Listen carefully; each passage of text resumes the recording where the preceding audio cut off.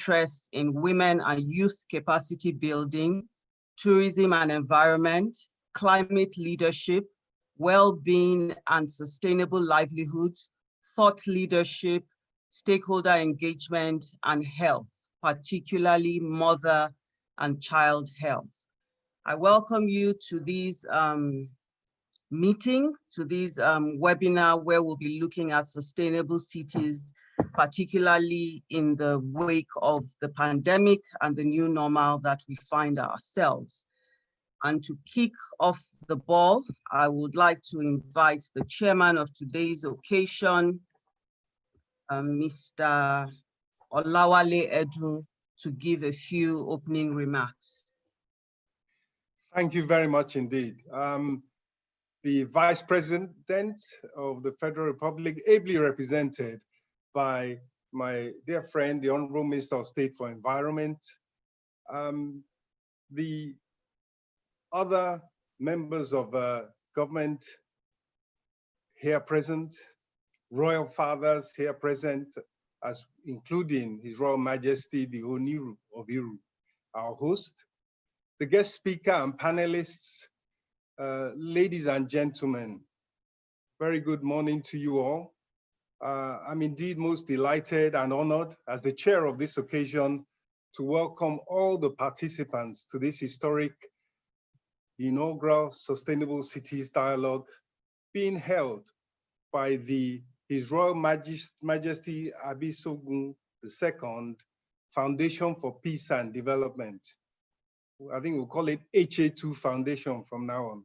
The fact that this event is holding in the midst of the COVID-19 pandemic, virtually by Zoom, is for me an early indication of the types of characteristics, the determination, the resilience, and an eye on sustainability that we are going to need to produce down the line in order to fulfill the noble mission of contributing meaningfully to the development of Iru Kingdom and Lagos.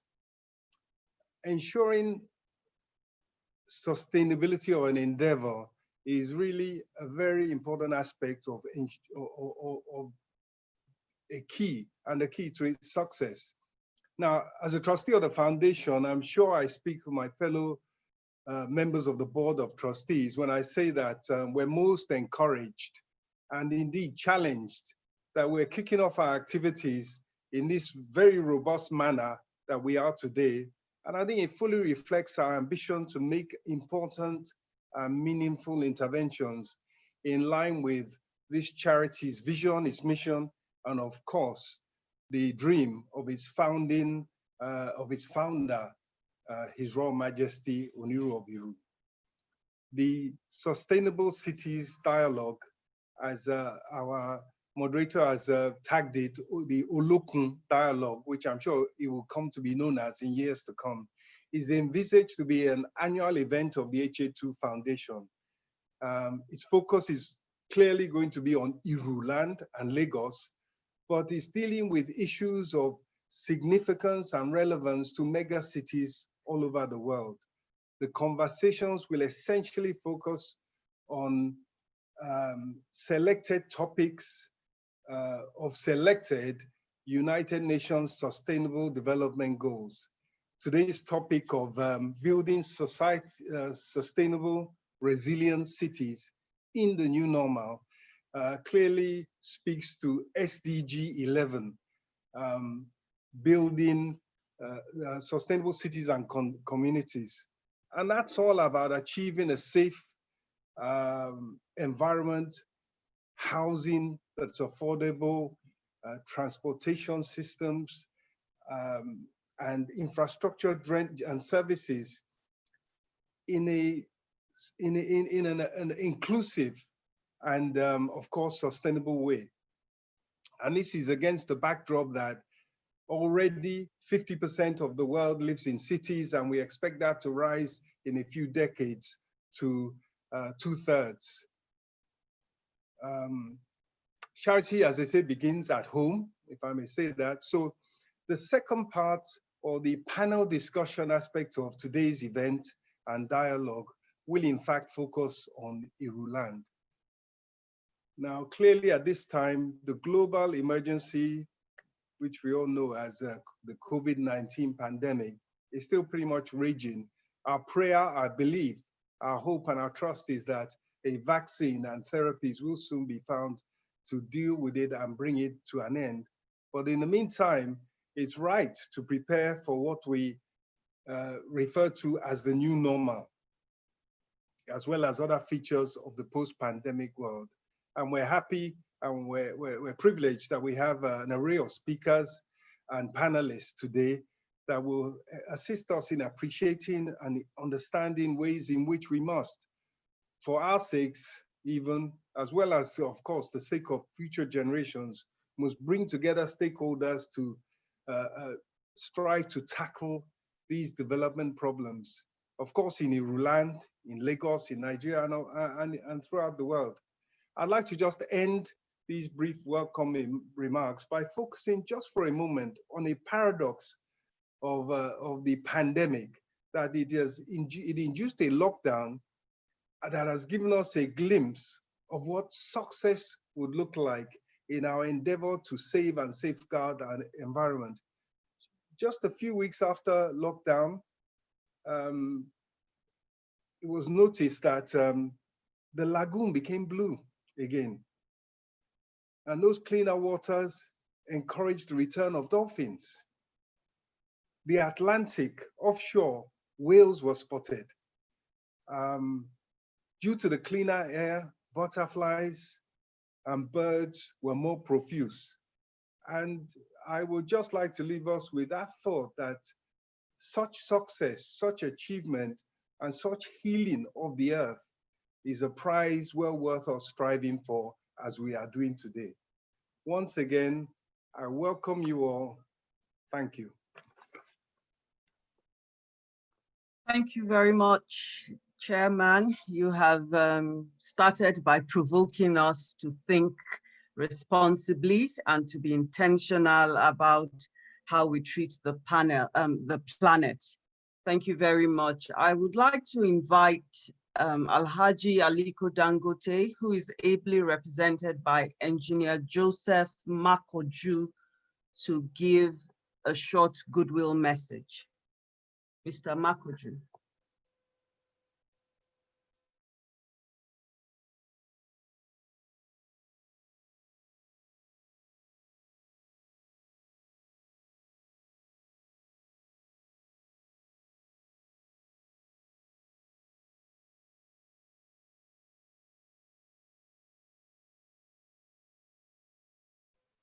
Well, Mr. Makoju was with us a moment ago. He'll join us. So to quickly move forward, we would like to invite Mr. Governor, Mr. Babajide is Sholakpe Hammond, the Special Advisor to the Lagos State Governor on SDGs, to give a goodwill message.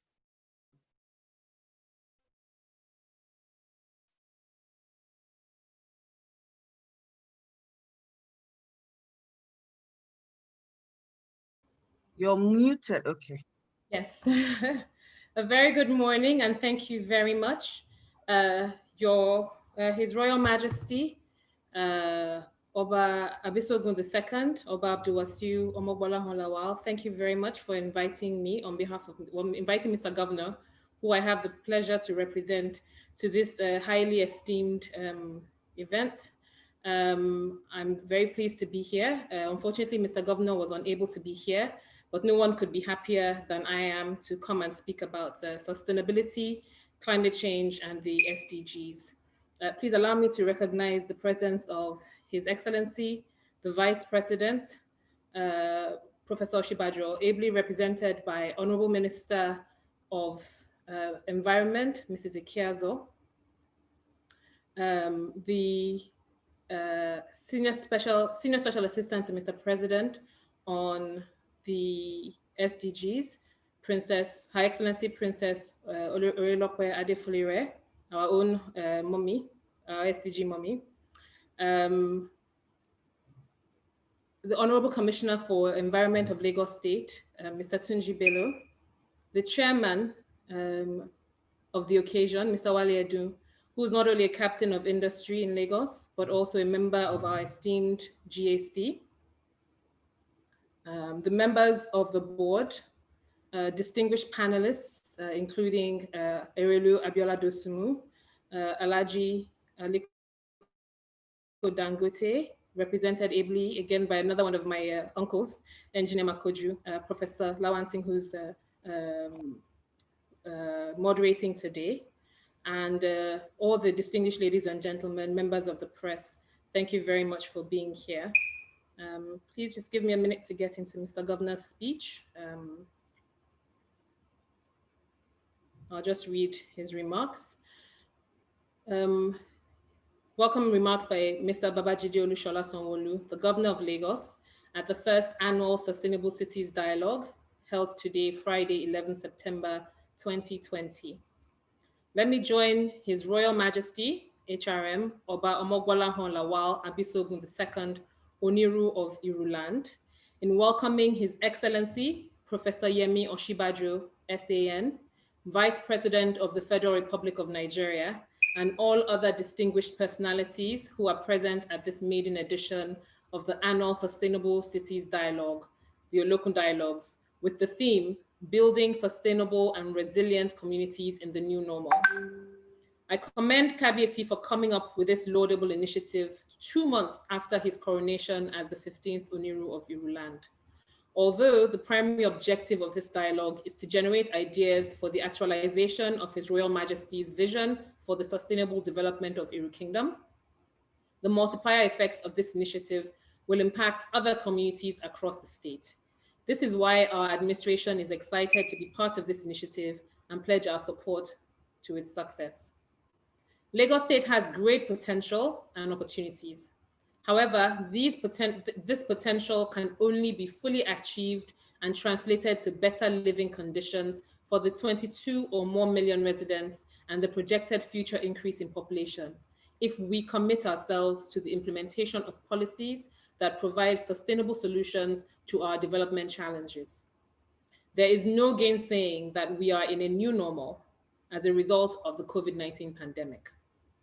However, as a state reputed for its resilience, we are confident that we will adapt to the new normal seamlessly without significant disruption to our plans or development strategies.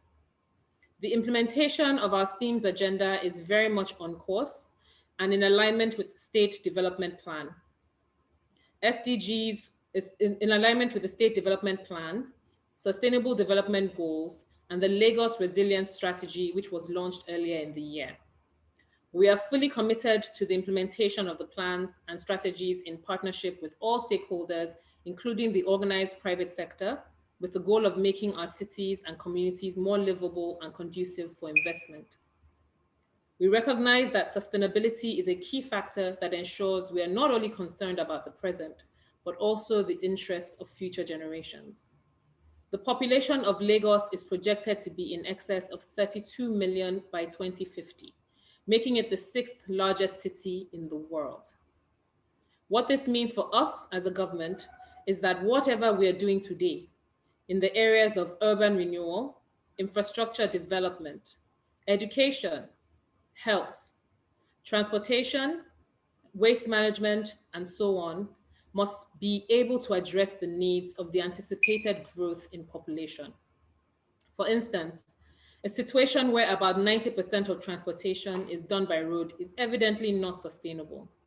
That is why a key policy objective of this administration's traffic management and transportation pillar of our themes agenda is to develop an integrated intermodal transportation system that maximizes water and rail modes of transportation.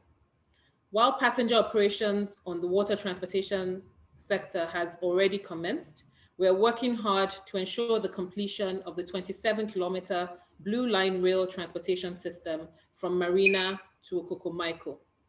The Marina to Mile 2 section is expected to commence operations in the second quarter of 2022. Distinguished ladies and gentlemen, while commending once again His Royal Majesty for this initiative, I look forward to the innovative ideas that will be generated through this forum with a view to further enriching our policies and plans for a greater Lagos.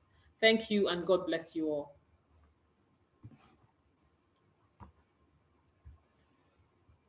Thank you very much, Mr. Governor, ably represented by Mrs. Sholakwe Hammond. And Mr. Governor has told us that these are uncertain times that require dynamism in interventions and approaches to development and infrastructure, and that the population growth is it's an urgent issue that we must think about and we must plan ahead for. And so the course of this conversation this afternoon, those will be some of the things that we'll be looking out for. Thank you very much. I now invite Engineer Joseph Makoju, who is representing Alhaji Aliko Dangote, to give us the goodwill message. Thank you.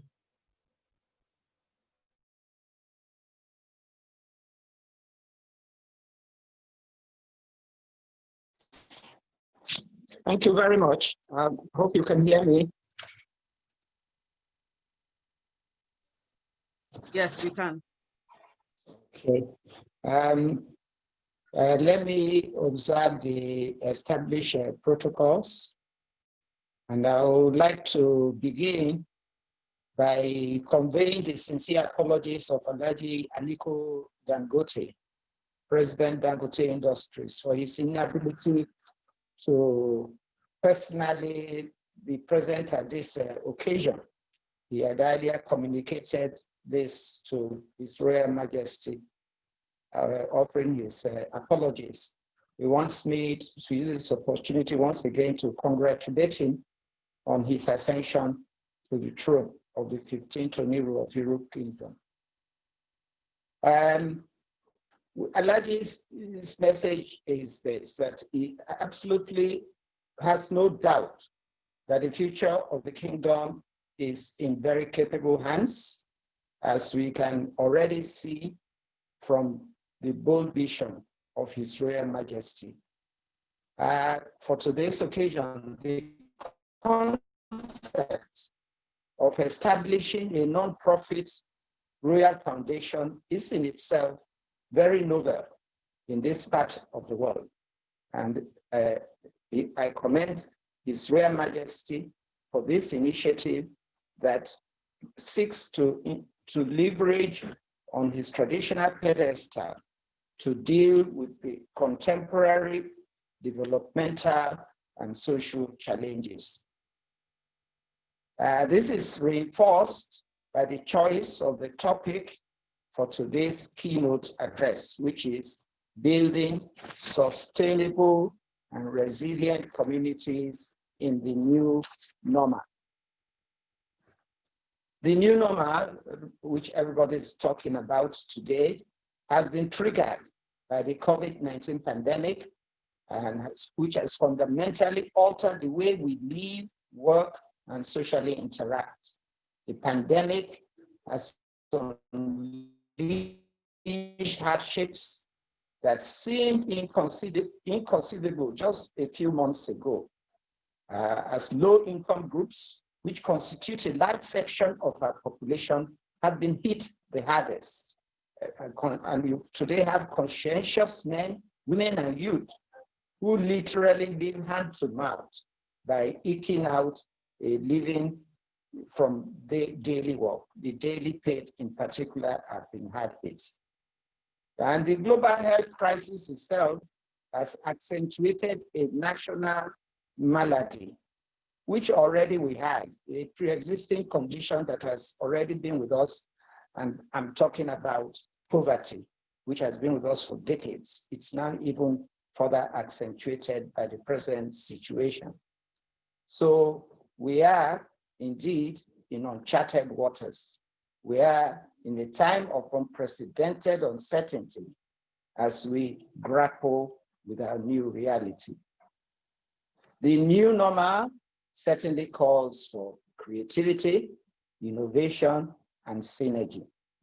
It certainly also calls for prudence as individuals, institutions, and governments we should collectively strive to do more with less.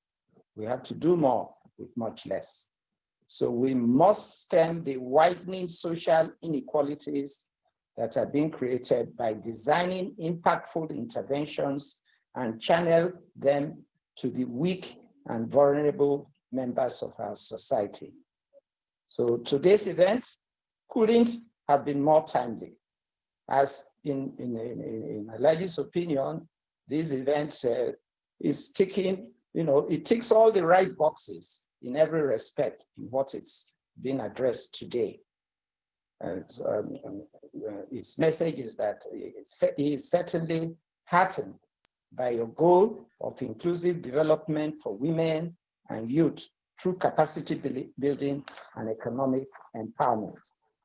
These are indeed areas which, even in our Dangote group, we have always paid serious attention to as part of our CSR programs in our host community. So bringing his comments to a conclusion, certainly, and I myself looking forward very much to the delivery of the keynote address on building sustainable and resilient communities in the new world, as well as the vibrant discussions that I expect to follow. So Your Excellencies, Kabiyesi's, distinguished ladies and gentlemen, on his behalf, once again, I thank you very much for inviting him and giving me the opportunity to represent him. Thank you very much. Thank you very much, Engineer Makoju. You have reminded us that the disruptions from the pandemic have essentially just amplified the challenges of national development in Nigeria, particularly addressing the local and more extensive contexts of poverty and economic development. Thank you very much for that. And finally, before we get to the keynote address, I would like to invite His Excellency Professor Yemi Osinbajo, the Vice President of Nigeria, who is ably represented by the Honorable Minister of Ikeazo, to present a goodwill message at this time.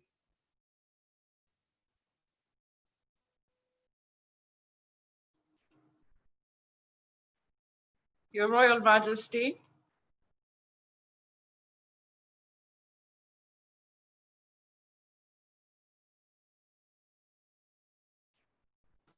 of Iruland, Your Excellencies, distinguished ladies and gentlemen, it's my honor and privilege to represent the Vice President, Professor Yemi Osinbajo, on today's occasion of the annual Sustainable City Dialogue. I congratulate Your Royal Majesty for this dialogue. I also acknowledge Your Royal Majesty's love for his people and desire to bring about sustainable development for the benefit of Iruland, with a focus on women and young persons for these development interventions by His Royal Foundation. The theme for this dialogue, building sustainable and resilient communities in the new normal, is very apt and coming at no better a time than now that our country, and indeed the whole world, is experiencing the impact of climate change and slowly recovering from the global pandemic, COVID-19. The United Nations estimates that 55% of the global population live in urban areas, a figure that's projected to rise to 68% by 2050, and with Nigeria, our dear country, leading in Africa. When it comes to provision of basic resources and resilience against environmental threats, the forecast is uneven for different groups of urban inhabitants, most especially for women and the youth. Therefore, building sustainability and resilience of communities is a task that must be undertaken by all. I thank His Royal Majesty for initiating this dialogue. But cities can solve many of the challenges we face in the world, as urban areas drive innovation, they drive consumption and investment, thereby making them a positive and potent force for addressing sustainable growth, urban development, and prosperity. To my mind, sustainable growth means fostering economic growth and development while ensuring that natural assets continue to provide the resources and environmental services on which our well-being relies. The government of Nigeria, through the Federal Ministry of Environment, is addressing environmental challenges in the country.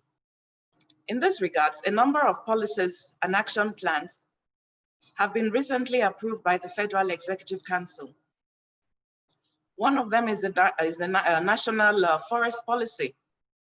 This will aid for sustainable management of forest resources and preservation of our ecosystem. We also have the National Solid Waste Management Policy and the National Gender Action Plan on Climate Change. This action plan will mainstream gender into climate action plans, thereby creating jobs for our women, youth, and vulnerable persons. All these policies will be implemented at the state and local government levels in collaboration with the federal government and at community levels such as yours, Your Royal Majesty. It is these combined efforts at the national, subnational, and local levels that growth and development are realized. Also, sustainable cities give birth to green growth, which calls for radical, feasible, innovative use of resources to achieve economic success. This is why it's important for the youth to key into this opportunity to drive sustainable growth. And the federal government of Nigeria supports youth capacity development in the area of green business startups. The Federal Ministry of Environment, in collaboration with the United Nations Development Program, UNDP, carried out the Youth Climate Incubation Hub Program in 2019. This was done across the 6 geopolitical zones in Nigeria. It was to harness innovative solutions to climate change from youths across the nation, and bankable projects in tackling climate change were identified. Plans are underway to showcase these brilliant ideas to development partners and prospective investors. This is an area that the youth of Iruland can also key into. In our efforts at national development, 9 priority areas were identified to guide our policy directions.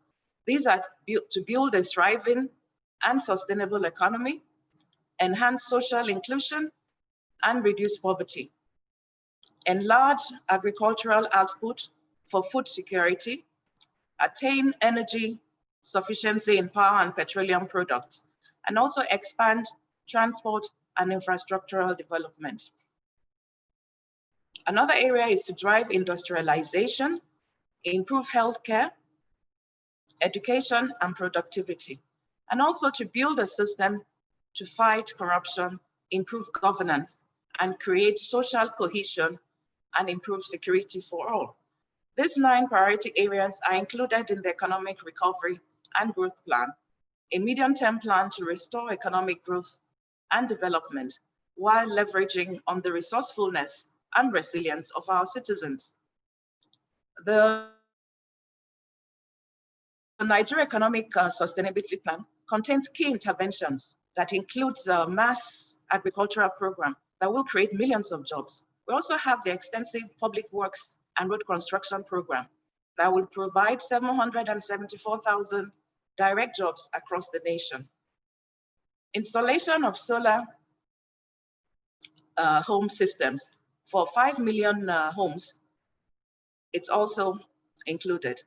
Then business support for MSMEs and mass housing programs are all in our business sustainability plan.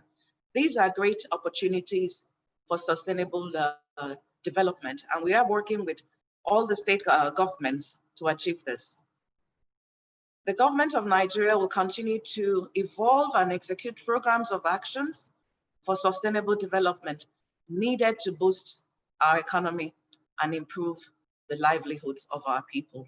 Once again, I congratulate His Royal Majesty, Oba Wasiu Omobola Lawal Abisogutu, and his chiefs, and the good people of Yoruland and Lagos State on his coronation. I also urge everyone to key into His Royal Majesty's Foundation's objectives, and we assure His Royal Majesty of our support and collaboration. Long live KBSC, God bless Ireland, and God bless the Federal Republic of Nigeria.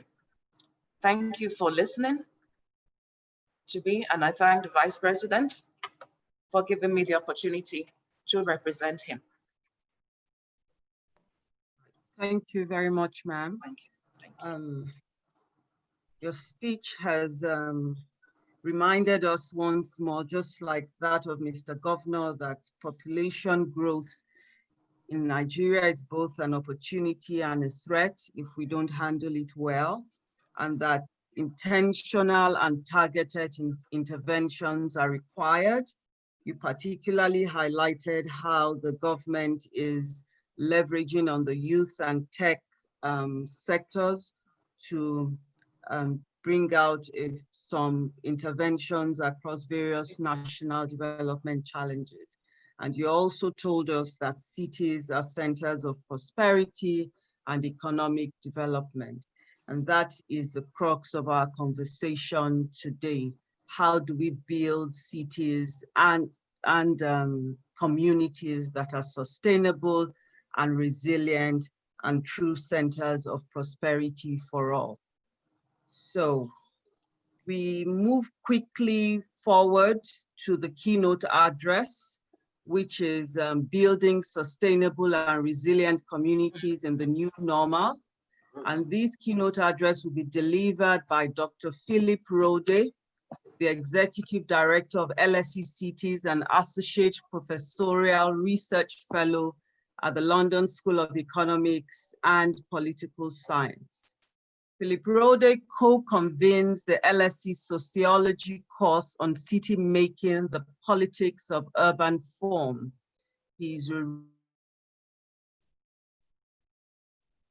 And he has directed interdisciplinary projects in the areas of urban governance, transport, city planning, and urban design at the LSE since 2003. He previously led work on green cities and buildings for the UN Environment Programme's Green Economy Report. He's a member of the Board of Directors of the Institute for Transport and Development Policy, and he sits on the steering committee of the Coalition of Urban Transitions led by the C40 Cities Climate Leadership Group and the World Resources Institute. He was awarded the Schinkel Urban Design Prize in 2000. Ladies and gentlemen, please welcome with me Dr. Philip Rode to give the keynote speech over the next 20 minutes. Over to you, Philip. Thank you very much, Taibat. Your Royal Majesty, Excellencies, ladies and gentlemen, it's an absolute privilege to be reporting as an outsider to you this morning from London, and I'm hopefully going to be able to make a valid contribution to your conversations, even though, and I do stress, I am sharing a view which is very remote from the context you are most situated in. Now, I have been briefed to talk to the theme of the conference, the new normal. The last 6 months, I think there is not a single person who works on cities, urbanization, development, health, and you name it, that has not centrally been reflecting and thinking about what this new normal is all about. And I think I want to stress up front that I won't be able to give you any answers. What I want to do instead is to reflect on some of the paradigms which we have established over the last 20 years, and particularly those that relate to the already quoted SDGs, the Sustainable Development Goals, and test to which extent some of those still stack up to the current moment, whether they are future-proof, and then tease out what I consider no regret options, options of intervening where whatever the future may bring, we still can be fairly confident that this is the right investment, it's the right infrastructure, and it's the right approach. Now, I'll now start sharing my presentation. I have prepared a few slides, and if I could just ask my colleagues to allow me to do the screen share. Thank you. Is this all visible, full screen, my charts on your display? Is this working? Yes, yes, it's fine, Philip. Yeah, wonderful. So yes, cities and the new normal, and then building sustainable and resilient communities. The idea of building, I guess, is something which we interpret here in its broadest sense, not just materially, physically building, i.e. constructing, but also building sustainable and resilient governments, institutions that then indirectly or directly help to support communities. So what I'm going to cover are the following points. Now let me see whether I can shift here to my slide deck. Yes. I first want to really pick up on a word that was used in my briefing papers quite a few times, and that is the idea of the mega city, of which Lagos is clearly the quintessential mega city in the African context. And there are many associations. To a large degree, they overlap with urbanization and urban development, but often at the extreme end of the promise of development, but then also of some of our struggles. I then want to reflect on how come that people in development, that economists, social workers, those that are thinking about social, economic, and environmental progress, has embraced the city over the last 10 years like never before. That is new, and we need to again remind ourselves where this is coming from. Under 3 subheadings, all related to acknowledging context, it's my attempt to speaking from afar, but trying to relate to Lagos, trying to relate to Nigeria and the wider African condition, with themes around urban economies, housing, transport, and access, to then leave you with some final thoughts on the new normal. But as I said, I will throughout tease out elements which I think and believe are still relevant and hold up. So very quickly, here are a few images that speak to associations of the mega city, the promise of building the future land of prosperity, but literally building visionary landscapes. This has been critiqued and embraced at the same time, an image from Beijing. The idea that on the one hand, we are producing enormous wealth, but on the other, also enormous inequalities is what this image speaks to. This is from India in Mumbai, informal settlements right next to much more formal building developments with beautiful green courtyards, wealthy and poor next to each other. Is this an opportunity or a challenge? It's very hard to come to a conclusion. And here an association which doesn't seem to relate to cities at all. This is a photo that was taken about a year ago in the Arctic, in Greenland. And this should be an ice shield, but it's melting water. And this indirectly is, of course, an effect of what is happening in our cities and how we're treating the global climate and our global environment, as we have already heard from previous speakers. And then, yes, of course, COVID-19, an image from Wuhan where it all began, of a massive piece of road infrastructure, vacant, underutilized. Have we built ghost infrastructures? Will we utilize these again? These are all very serious questions we are asking. And across the board, we are recognizing that what until recently we simply framed as grand challenges, climate, equity, housing, and also the specifics of transport, we are now increasingly referring as to emergencies. They require not only urgent, but radical action. And that brings us in the end to our institutions and the capability of our institutions to deliver in an inclusive, democratic way, radical, but also, of course, very urgent actions. So let me now come to urbanizing development. The SDGs were already mentioned. This was an important moment for the United Nations in 2015. And for anyone who works on cities, it was particularly important because there is the goal number 11, dedicated to sustainable cities and communities. This is something we could not take for granted at the time. It was a battle to make sure the international community recognizes that cities matter, have a special role to play in prosperity, in a green economy, and a more equitable future. Now, why is this? Why has development embraced much more than ever before the city? There's certainly a recognition that poverty in cities exists, and not just in rural contexts, and that we need to address it head on. Economists have always argued that cities are engines for prosperity. We are recognizing more and more that land is a scarce resource, and the utilization of land, which is more efficient in cities, is of course a proposition which we need to listen to. The urban condition itself seems to provide a good fertile ground for social progress, particularly also for women and young girls, if you think of education and job opportunities. Urban accessibility, access to labor markets, is almost a form of capability, access to healthcare, and again, the better services across the board, including education, is a very important form of developing capabilities in our societies. We are embracing a greater focus on cultural heritage, which often in the built environment is most expressed in many different contexts around the world.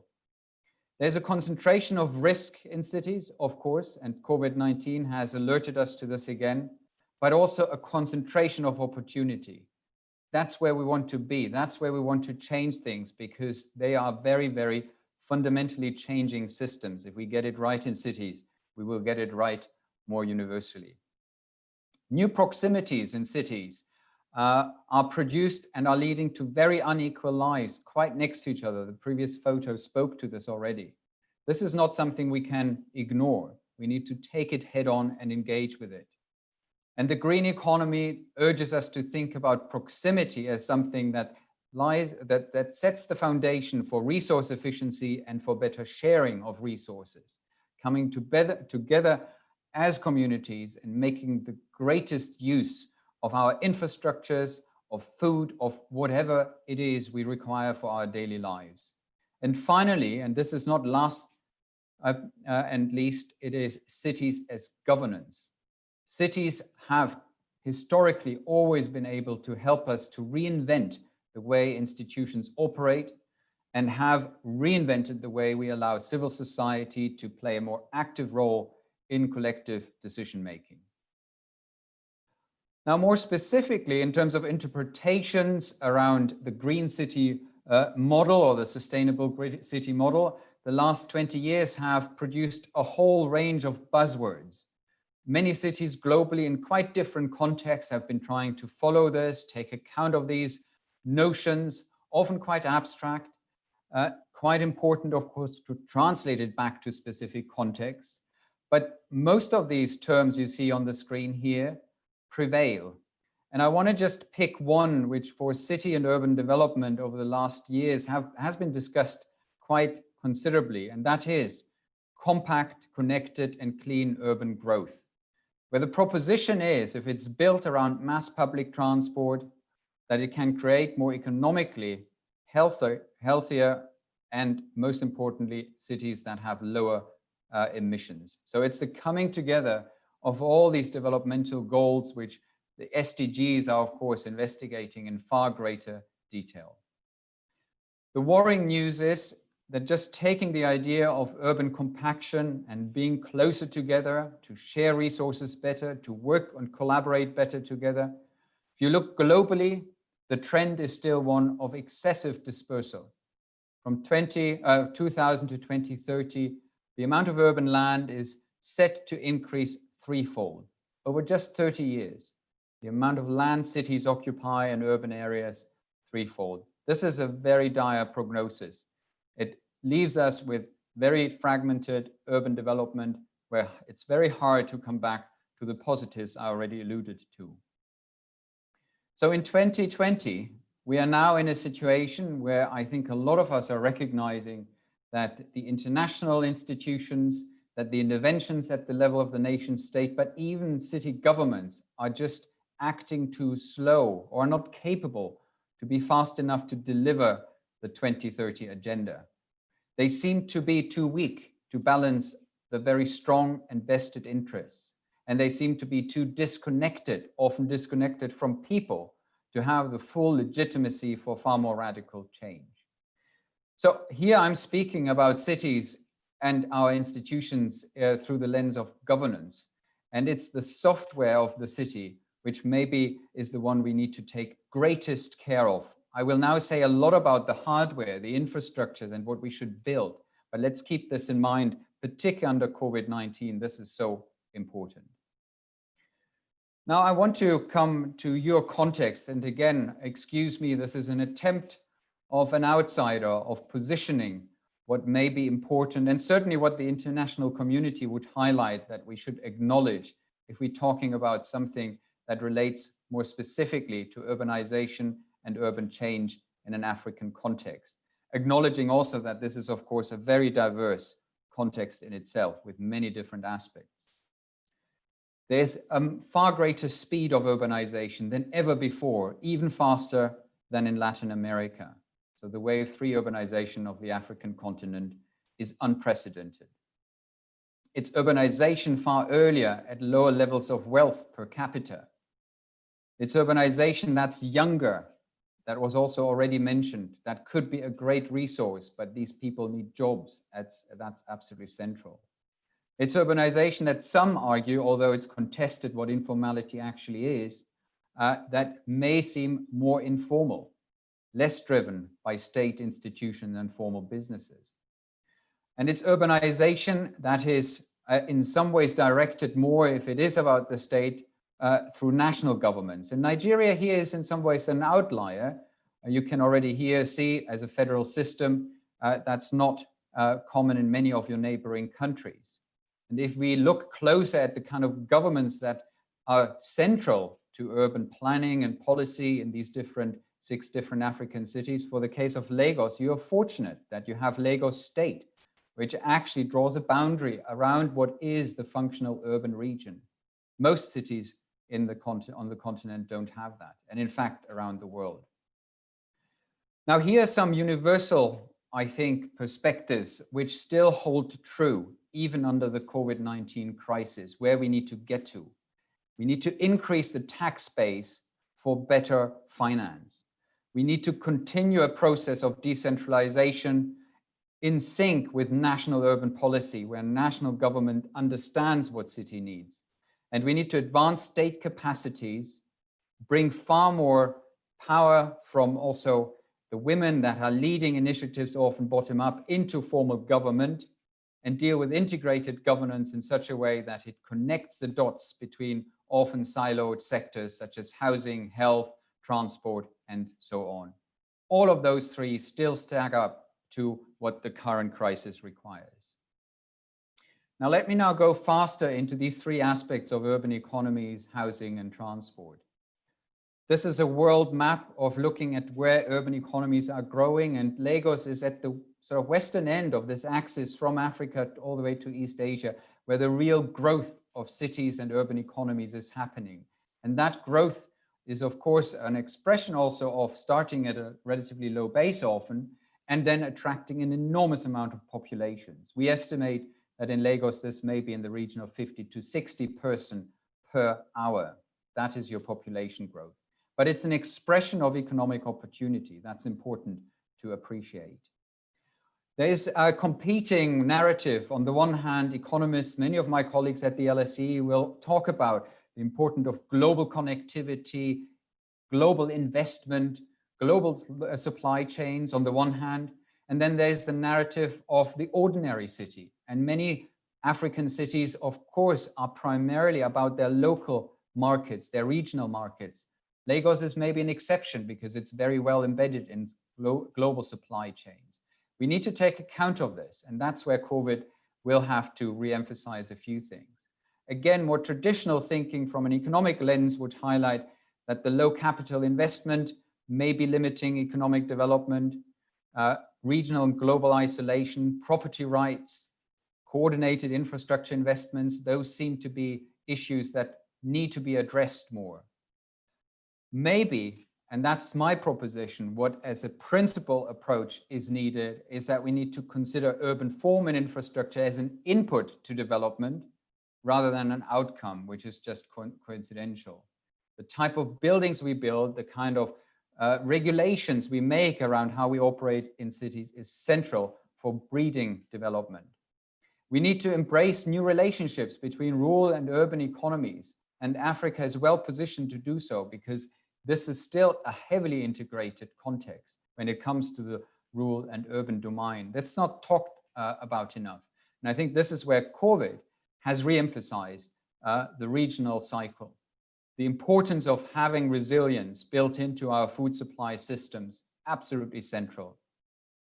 And then the green economy with far greater material efficiency, taking care of our natural habitat and resources. Again, COVID demands this from us, and I don't think there's any retraction from that priority.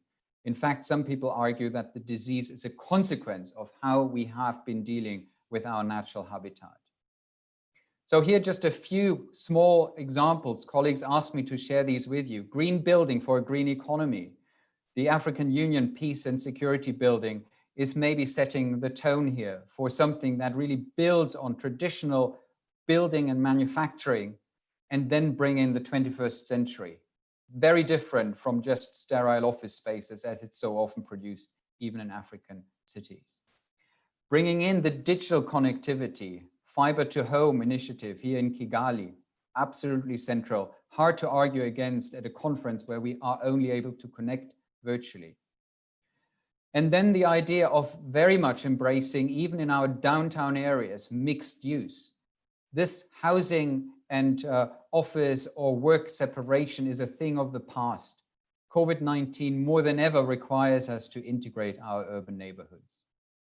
And that brings us to housing, where I think in an African context, we also, with many colleagues working on the ground, have highlighted the risk of excessive urban expansion, where in the Lagos case, at least a lot of it is happening still within the land of what the government controls, the state government. But these expansion rates— We have 5 minutes. Thank you, yes. These expansion rates are too far. We cannot afford the low density. Lagos needs to embrace and build on its legacy of being a very high density city, but structure that with far greater access to basic services. Once again, one of the most important agendas of the 2030 agenda, reconfirmed through COVID. We need to embrace affordable housing and explore more than ever before the notion of renting rather than owning. And on building materials, construction costs and supply chains, link it back to being green. Here an example from Colombia, trying to really regenerate informal settlements with more formal structures. Here an example from the global north, creating hard edges between nature and where we live. And this can also be done in an African context, as Addis Ababa has shown us. And finally, transport and access. The accessibility story is well known to all of you. The long commutes, the enormous costs. I don't have to reiterate that there are needs in transport infrastructure, but at the same time, we also know it was spent on the wrong infrastructure all too often. Transport expenditure is far too high in many of your communities. 30, 40, sometimes even 50% of household incomes just into the commute. That's unsustainable. And then, unfortunately, the African context has one of the highest road traffic death rates in the world, highest death rate amongst young people in particular. The big conundrum we need to embrace here is car ownership. It was mentioned before, the future is not road transport and certainly not privatized road transport, but your car growth is substantial. We need to embrace other means of transport that make far greater use of these infrastructures and make use of them as civic infrastructures. And once again, COVID-19 has shown this. The minibuses will remain there as an efficient way of integrating more formal buses, which then connect on the big core streets with bus rapid transit, which of course has revolutionized public transport in many of your cities. Walking and cycling, however, and particularly cycling, is a no regret option, which I think needs to be embraced far more. Alternatives to car use for affluent populations need to be recognized. And then new combinations of real estate and mobility services. Bus rapid transit, you have your own one in Lagos. DAR is another one, which was very successful. The 15-minute city is a new buzzword coming out of Paris in Europe.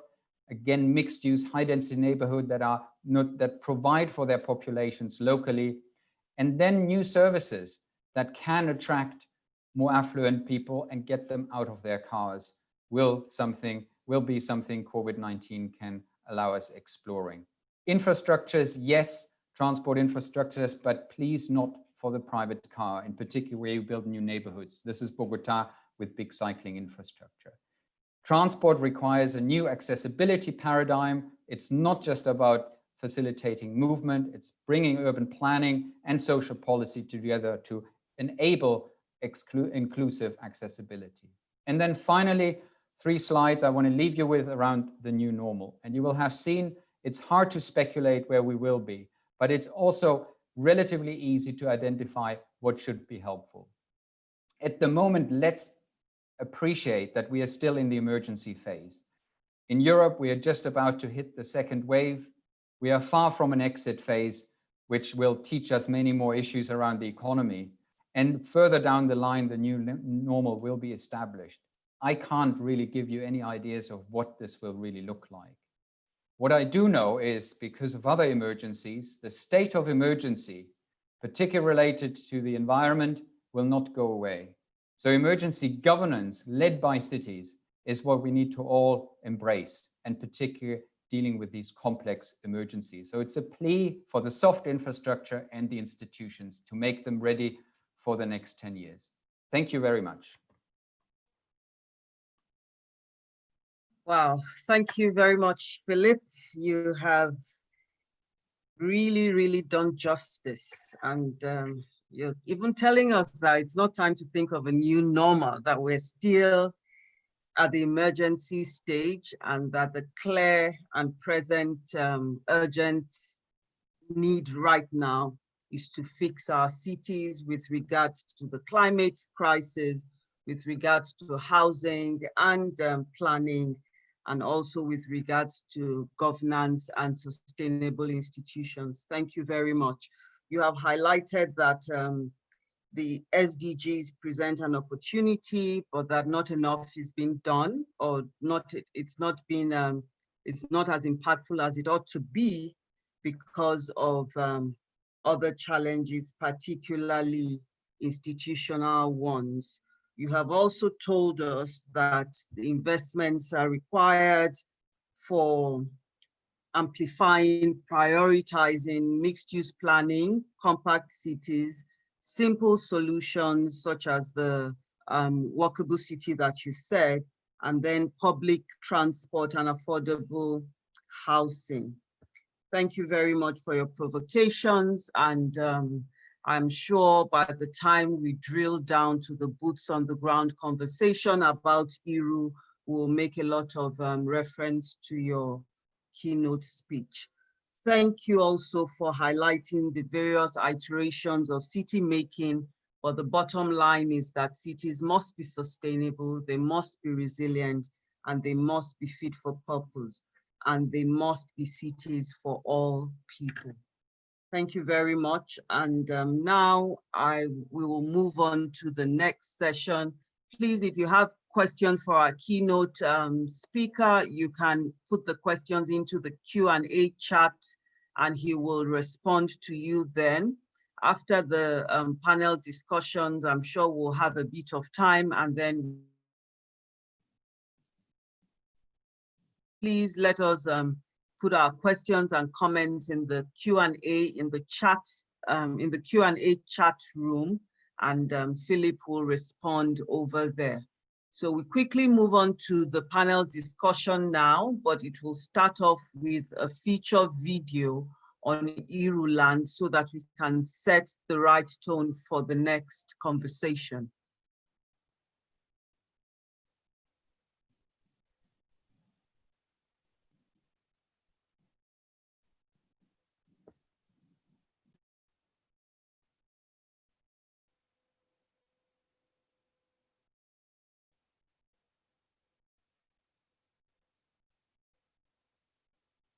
Africa's largest city by population. Its territory spans Victoria Island, Ikoyi, and a part of the Lekki suburbs of the coastal city, where most commercial real estate is domiciled. It is bounded in the south by the Atlantic Ocean, and the popular Five Cowries Creek estuary explains why the Lagos State Waterways named one of its terminals Five Cowries Creek. Since the ascension to the royal throne by His Royal Majesty Oba Abdulwasiu Omogbolahan Lawal Abisogun II as the 15th Oniru of Iruland by the Governor of Lagos State on Sunday, June 7, 2020, a group of experienced, diverse professionals have been appointed under the Partnership and Development Committees to explore opportunities towards creating effective stakeholder partnership vehicles. His Royal Majesty has also pledged to invest resources in projects that will promote cultural renaissance in the Yoruba land, leaving no stone unturned to guarantee the advancement of Yoruba culture and race.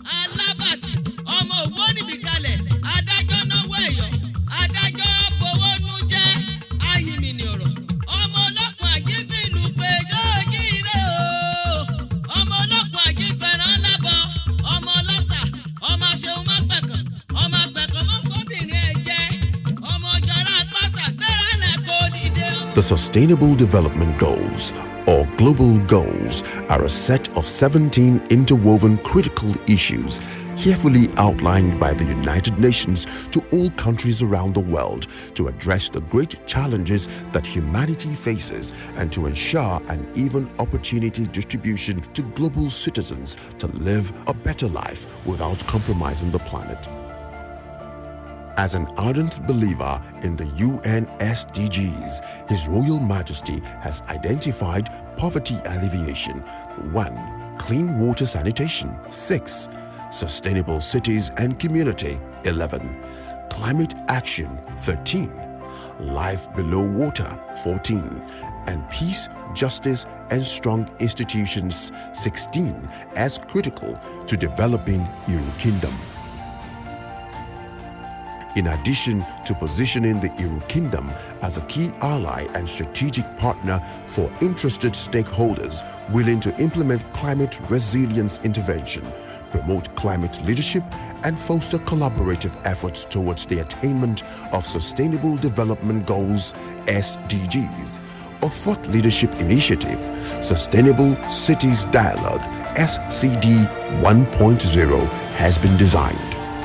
SCD will provide sustainable solutions to the challenges facing the Iru Kingdom as a model for building sustainable cities in Nigeria, Africa, and beyond. This is in response to the urgency of the current need to undertake climate leadership and advocate for climate-friendly lifestyles and livelihoods as the world kickstarts the United Nations Decade of Action to year 2030.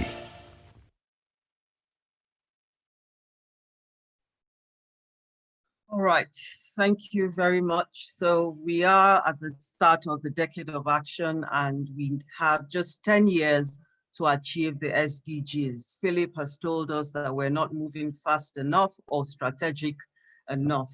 And in the context of Iru Kingdom and how we can kickstart the transformation of the space as a sustainable community, as a model sustainable community for Africa.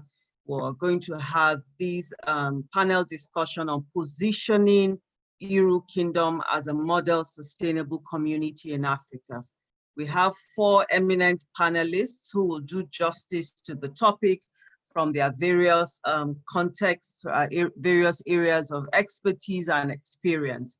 First is Her Royal Highness Erelu Dr. Abiola Dosumu, the Erelu Kuti IV of Lagos, who ascended to that office in 1974 and has serves as the ceremonial Queen Mother and Regent of Lagos.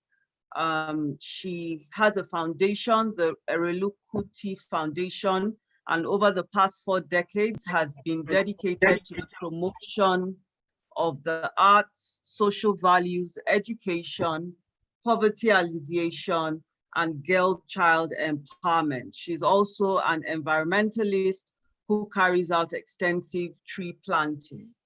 We also have Dr. Tunji Bello, the Honorable Commissioner for Environment in Lagos State, who is an environmentalist, a political scientist, an accomplished journalist, and a lawyer. And he served as special assistant to Bashorun MKO Abiola and joined the These Day newspapers in 2000 as chairman of the editorial board and left in 2003 for national service. He's a multiple award-winning journalist and has been honored by the UNDP for laying the foundation for environmental sustenance in Lagos. We also have Mrs. Folusho Olaniyan, the CEO of Contact Consulting, who has vast experience in the agriculture and food industry. She is the current program director of Agra Innovate West Africa, an agribusiness trade show conference and webinar series. She is the chairman board of directors of Sultry International, a governing council member and chairman of the PPP Committee of Ekiti State University, and the chairman of Foreign Direct Investment of the Ekiti State COVID-19 Rapid Resource Mobilization Subcommittee. And finally, from a governance perspective, we have Her Excellency Princess Adejoke Orelokwe Adefulire, who is the Senior Special Assistant to the President on the SDGs. She is an accomplished public servant, administrator, consummate politician, social worker, and a princess from a royal family in Lagos. Over the past 26 years, she has carved a niche for herself as an accomplished grassroots politician with a passion for girl-child education, and has served variously as the Lagos State Commissioner for Women Affairs and Poverty Alleviation, and also as the Deputy Governor of Lagos State. She currently oversees the implementation of the 2020 Agenda for Sustainable Development in Nigeria, and in that office, she provides strategic direction and guidance for the implementation of the SDGs, working from the local to the global level. She's a recipient of the Guinness World Records for the most children reading aloud with an adult at a single location, which was achieved while she read with 4,222 school children in 2011. So this conversation, we're going to be answering 2 questions, and I will invite each of our panelists to give their brief reflections in the course of 5 minutes responding to the 2 questions. The first question is, the role of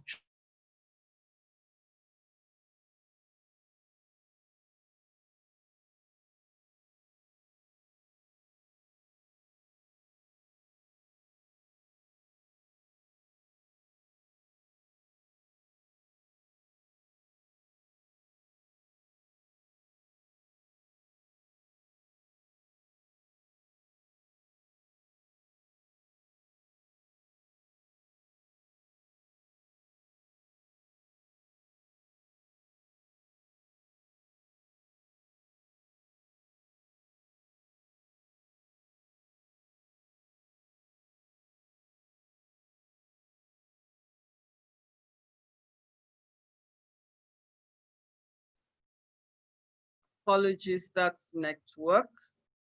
The second question is, what are the quick wins we can achieve given the challenges that have so eloquently been raised in the course of the past hour or so?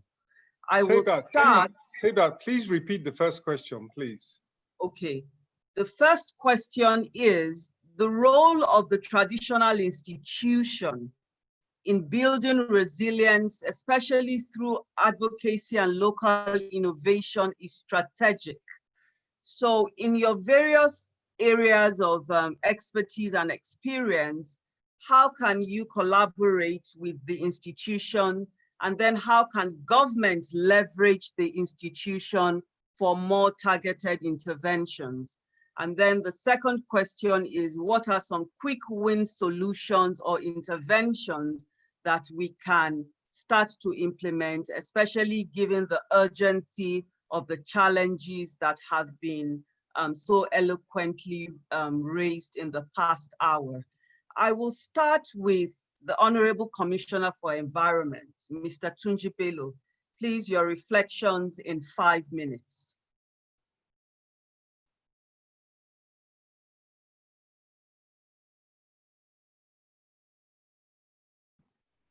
Well, thank you very much. And let me say, let me first of all acknowledge His Royal Majesty Obama Omogbolahan Lawal for this event.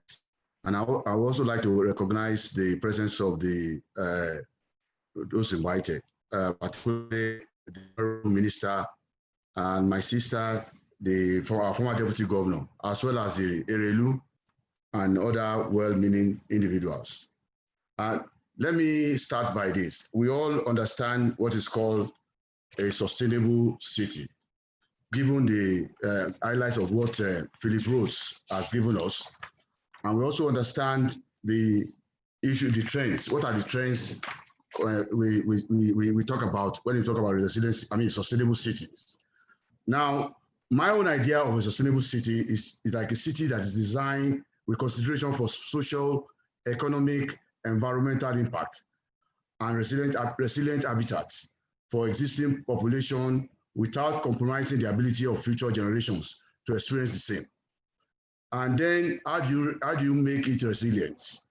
And a resilient city is one that has developed capacities to help absorb future shocks and the stresses to its social, economic, and technical systems and infrastructure, so as to still be able to maintain essentially the same function, structures, systems, and identity. Now, let me come back to the issue raised about the two questions you have raised, the role of traditional institutions. Well, I think we have to start with the personality of our royal fathers as well. What are the identity of these royal fathers? Are they ready? What is their psychology? First of all, are they ready to build a resilient city? Are they ready to build a sustainable city? Now, if you look at their localities, where they presently reside, where they preside, how have they responded to the needs of the populace? Now, it has also to do with the power, and I'm saying that it has to do with the personality. What is their education? What is their orientation? What is the traditional morals that has nurtured them to become traditional rulers and so on? These are the issues that we have to actually properly address. Now, let me give specific reference to Oniru land.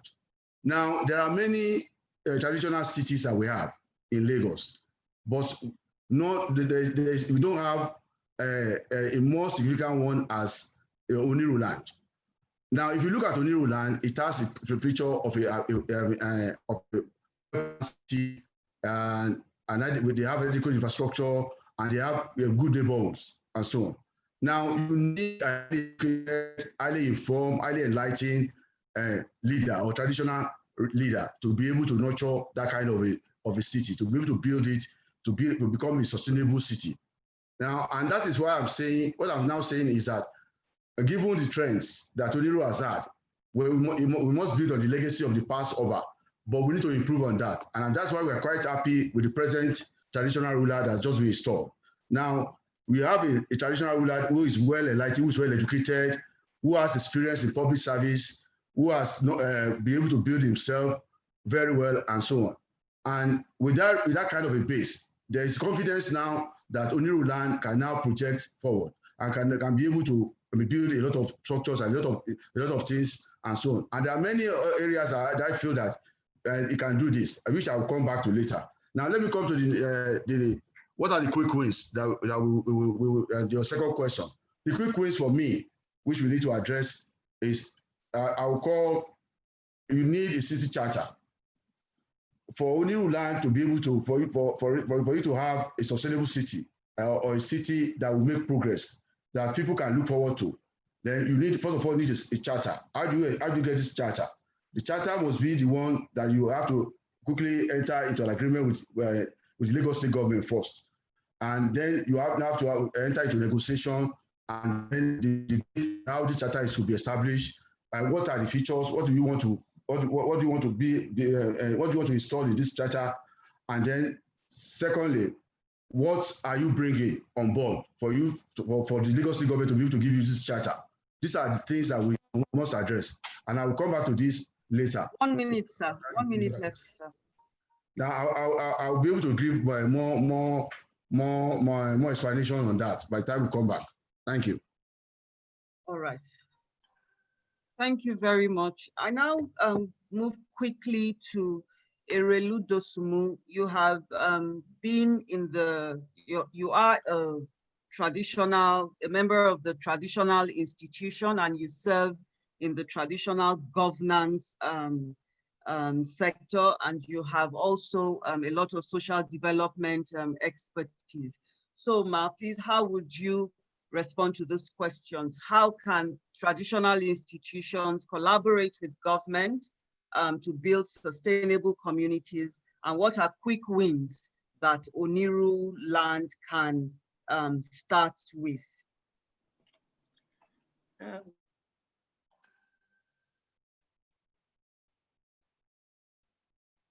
Erelu, over to you, Ma.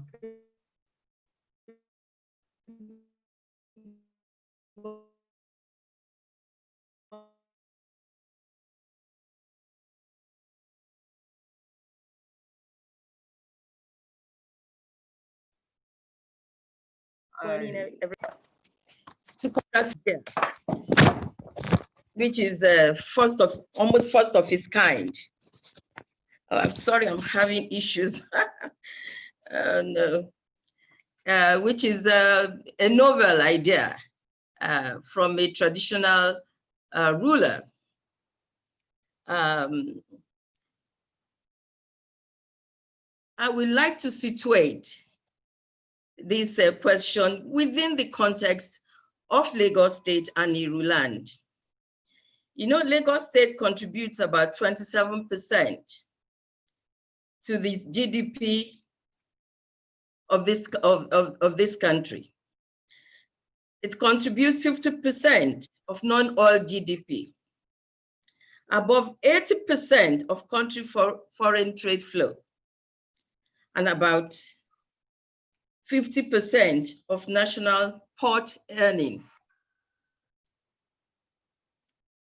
And great percentage of this is contributed by Oniru land. And if you look at it in this context, what Kabiyesi is trying to do now can only be a win-win situation. The multinational companies are situated in Oniru land, and the traditional ruler, instead of clamoring for jobs from government, actually can create their own effort, as Kabiyesi is doing now.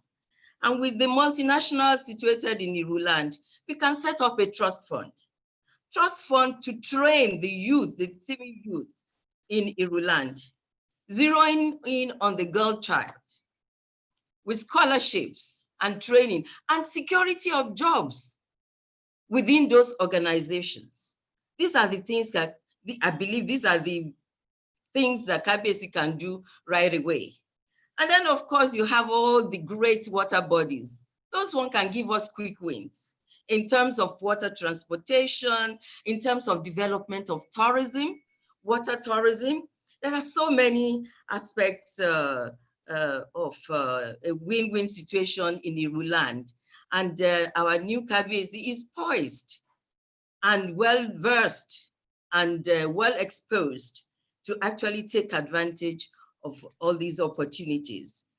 And of course, we all know what the problems of post-COVID in the new normal will be. And that will take a whole lot of effort from all of us. I would like to see more traditional rulers, because I've been around for so long and we've had traditional rulers around for so long. But unfortunately, we are all clamoring for inclusion in governance from government. But there are a whole lot of things we can do ourselves. And that is manifesting itself in what is the reality of today.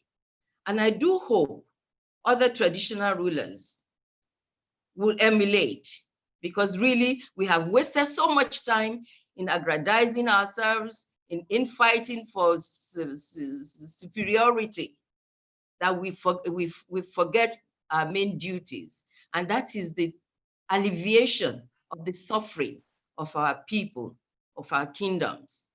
And I do hope that this will be a new dawn where we will lay more emphasis on our duties as traditional rulers to our subjects and reach out to others to be able to attract investment and support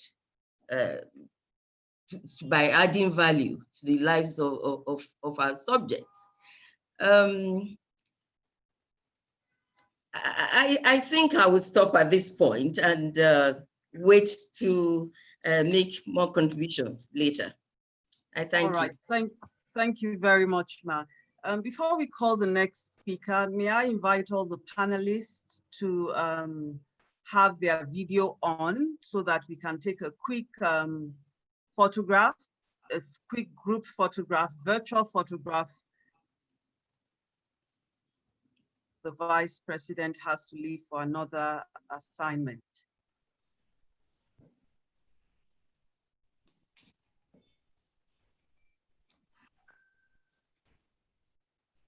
So please let me know when the picture has been taken so that we can continue with the program. Have to smile. Kabiyesi, you're not smiling.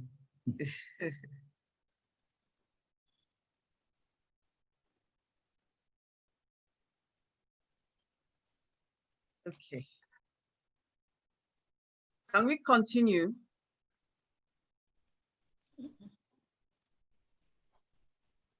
All right, thank you very much. So we proceed now. The next speaker is Mrs. Olaniyan. Mrs. Olaniyan, the question remains the same. How can traditional institutions leverage their strategic role in bringing innovation and development to their communities? And what are quick wins that Oniru Kingdom can start with? Mrs. Olaniyan will speak from a business perspective, and also with regards to how can also the international partnerships that may be required given the strategic position of Oniru in Nigeria's economic, of Iruland in Nigeria's economic picture. Mrs. Olaniyan, over to you. Thank you. One other important fact you didn't mention is that I've been a resident of Iru Kingdom for 11 years. So I have first-hand information about Iru. Secondly, is that because of my exposure to the International Agricultural Platform, I have visited about 28 of the mega cities, and I can come back and compare and see what our dream for Iru and Kabiyesi's dream for Iru is. Yes, the traditional institution is very powerful, extremely respected by the people and trusted by the people who live in the community. I must say that there's a lot of power attached to the palace and the stool, and that goodwill is what the government can latch onto to reach out to the low category in the society, because the traditional institution is closer to the people on ground. They are trusted. They are the ones the indigents see and trust and believe in.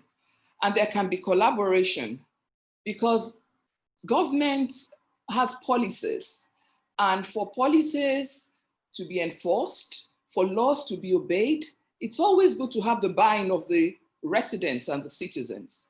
And there are no better partners to make this happen than the traditional institutions. Our traditional fathers are respected and very powerful. There are rules that have to do with the environment. There are rules that have to do with the economy, with health. And when the traditional rulers are carried along, they can use their platforms to reach out to the citizens and expect them to respond favorably to the advocacy that is given out.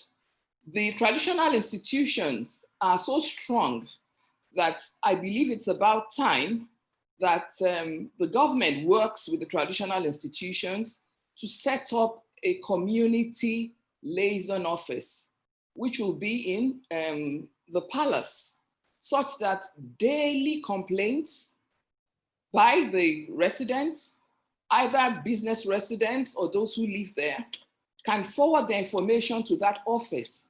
And there will be dedicated staff, professionals who will take on these complaints that have to do with either the environment, with health, with security of physical being. And I know KBSC is looking at that, is one of the things it's looking at. And because the traditional institution is very strong, if we establish this kind of office, the government would rest a lot on the information which will be accurate, direct, on point, and real time that the palace would collate and share with the state government to ensure that whatever is going on, they get to know. It's really the people's rapid response. Another thing I realize that the government has to tap into, as far as the traditional institutions are concerned, is that we still have a lot of people who are traditionalists, who still believe in our culture, and as such, they respect the traditional institution. You know, it's easy for you to trust and obey someone you believe in. Our people believe in the traditional institutions because these institutions are permanent. And when a king comes to the throne, he's there till he joins his ancestors. So they are permanent features in our system. I believe there should be collaboration and that the traditional institutions can start a multi-stakeholder engagements to get a feel of how people feel and also pass on to them messages that will support government policies. That's as far as that is concerned. Now to the quick wins. One thing the palace has started, His Royal Majesty has started an empowerment hub to improve the economic situation in Iru, to train and create jobs for the women and the youth. 32 people were given seed funds and the activities have been tracked. And they've boasted of having about 30% profit on their initial capital. Another quick win is that through advocacy, the palace can talk to women about the issue of clean air and how to avoid pollution. They can speak to them about reducing the use of charcoal and firewood, which is harmful to the environment. and let them know the importance of doing this. Food security is also important, as at the end of July, there was food core inflation increase because of COVID. So what this says is that there may be a bit of food security issues. People won't be able to afford as much food as they could afford in the past post-COVID because of a downturn in the economy. But advocacy can speak to people that even if you don't have enough money, eat good food, high quality nutritional food, so that you can still build the immune system, boost it, and keep your children free from diseases. Those are some of the quick wins, and later on I'll talk about more. Thank you. Thank you very much, ma'am. Please, if you have any questions, direct them to the Q&A chat room. After our next speaker completes her initial reflections, we'll take some questions from the audience. If you would like to ask a question, please raise your hand and we will call a few of you, but we request that you generously join the conversation that is ongoing right now in the Q&A box. So I now invite Princess, Her Excellency Princess Adejoke Orelope Adefulire to give us her initial reflections and to respond to the two questions. How can traditional institutions leverage their strategic role for development, and what are quick wins? What are some quick wins that Iruland can start with? Good afternoon, distinguished ladies and gentlemen, Your Excellencies, the Vice President and Governor of Lagos State Representative, Your Royal Majesty, Kabiyesi, long may you reign, my brothers, the Commissioner for the Environment and the former Commissioner for Finance, Your Royal Highness, my big auntie, the Oniru of Lagos, our distinguished moderator, panelists, and the keynote speaker. Thank you for being here and be part of this very important meeting. I think we've said a lot about sustainable cities and SDGs. The only way to get this done quickly is to key into sustainable development and prioritize our development. We prioritize building sustainable and resilient community as the solution to development challenges facing Lagos and indeed Nigeria, and by extension, Africa. And let me go to the questions. The role of traditional institutions in building advocacy. I think that when you look at SDG goals, the indicators, the targets, and the framing of SDG itself allow for partnership, which is the 17 of the SDG, partnership for the goals. And that's exactly what we are doing here, using the traditional institution to partner with government to bring development, urban renewal, slum upgrades, and all of that to the city. And I want to congratulate Kabiyesi for keying into this program. And being an annual program, it will be a pleasure to also work with Kabiyesi in this direction. I think what we should do, one, is to empower the traditional institution to work with government, to partner with government, both at the national and the state level, to support the urban renewal and slum upgrade to build a very sustainable and resilient city. The SDG goal has allowed for partnership, and in the heart of the SDG is partnership for the goals. So when we use the traditional ruler at the head of the community, we are building, and the Kabiyesi, what he has started now is another opportunity for us to mobilize the city itself, educate the city, and mobilize the traditional institution under Kabiyesi to work with government of Lagos State. I want to go local now. To what the government of Lagos State study the law, environmental law, and I'm happy we have the Commissioner for Environment here. Look at the law, how best they can support the government in ensuring that we are not building on drainages alignment, we are not building on where we have building without approval and all of that. And of course, making sure that the subjects in that community are responding to the laws and rules of the state. So KBC can use its influence now to mobilize other KBC to do the same.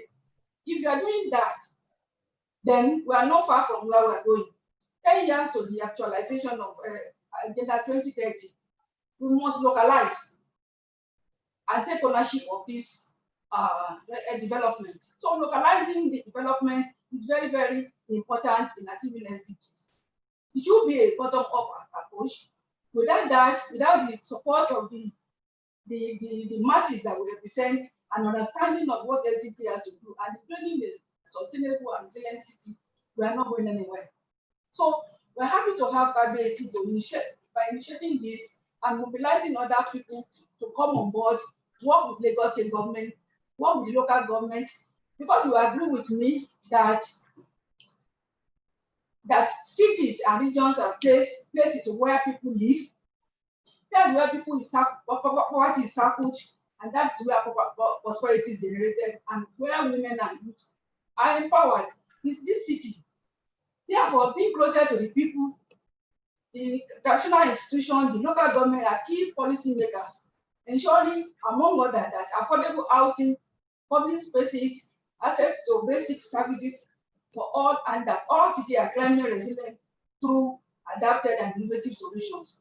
So pure and simple on that. So it is the people at the local level that will respond to this by having the understanding of the laws of the state. And from there, it can generate to the national government. So, and I think that quick wins that can be derived from all of these things is faithful, genuine implementation of SDG Goal 11. Implementing Goal 11 with targets and indicators to the letters. And making sure that there's advocacy, enough advocacy, sensitization, and carrying people along. Let people of the state of Oniru, as a local government, take ownership of this law, agree with KBC that they will implement to the letter the target and the indicators of Goal 11. And of course, the new urban agenda that speaks to this also. So I think that it is the national institution that will facilitate this, and of course, we can also use the balance instrument to mobilize private sector to Oniru land, for example, to build a new city. Private sector is the heart of SDG. Government alone cannot do this. KBC alone cannot do it.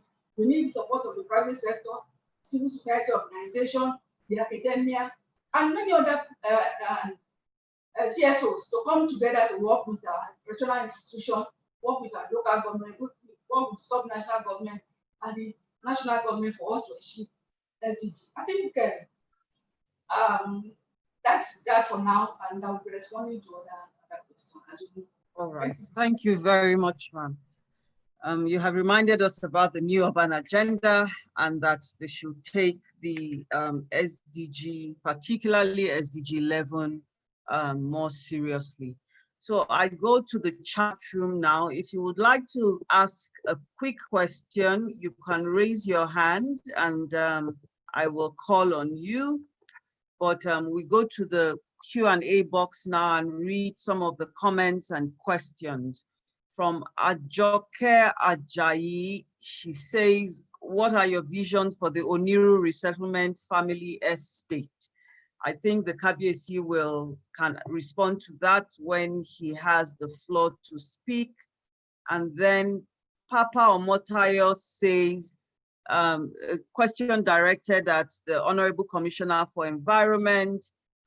He would like you to comment on the current tree felling going on in Ikoyi, especially since the trees are not being cut in a way that allows them to be donated to communities or even sold as material for the building and furniture industry. How do we protect our cultural and environmental heritage? From Aziz Butali, he says, he suggests that the Kabiesi can use the fisherman village as a model for rehabilitation and investment in the girl child. Another question for the Honorable Commissioner for Environment and our keynote speaker is that given that raising livestock for meat makes up about 15% of greenhouse emissions, would it not be wise that measures are put in place to begin education of the population to reduce their consumption and dependence on animal protein? Okay, and then we have Kemidro Simieti says, how can the traditional institution assist government in reducing shanties? And then we have another one from Peter Essien on how can we deploy renewable energy technologies, particularly among low-income earners and local commercial entities like markets and parks. I see some hands up, so I would ask Jide Daniel to kindly unmute yourself and ask your question quickly in 1 minute.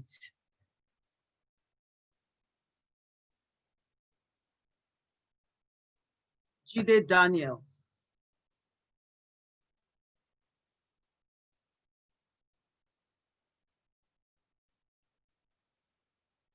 Okay, Jide is not available. Can I invite Ajoke Ajayi to unmute herself and ask a question quickly in 1 minute?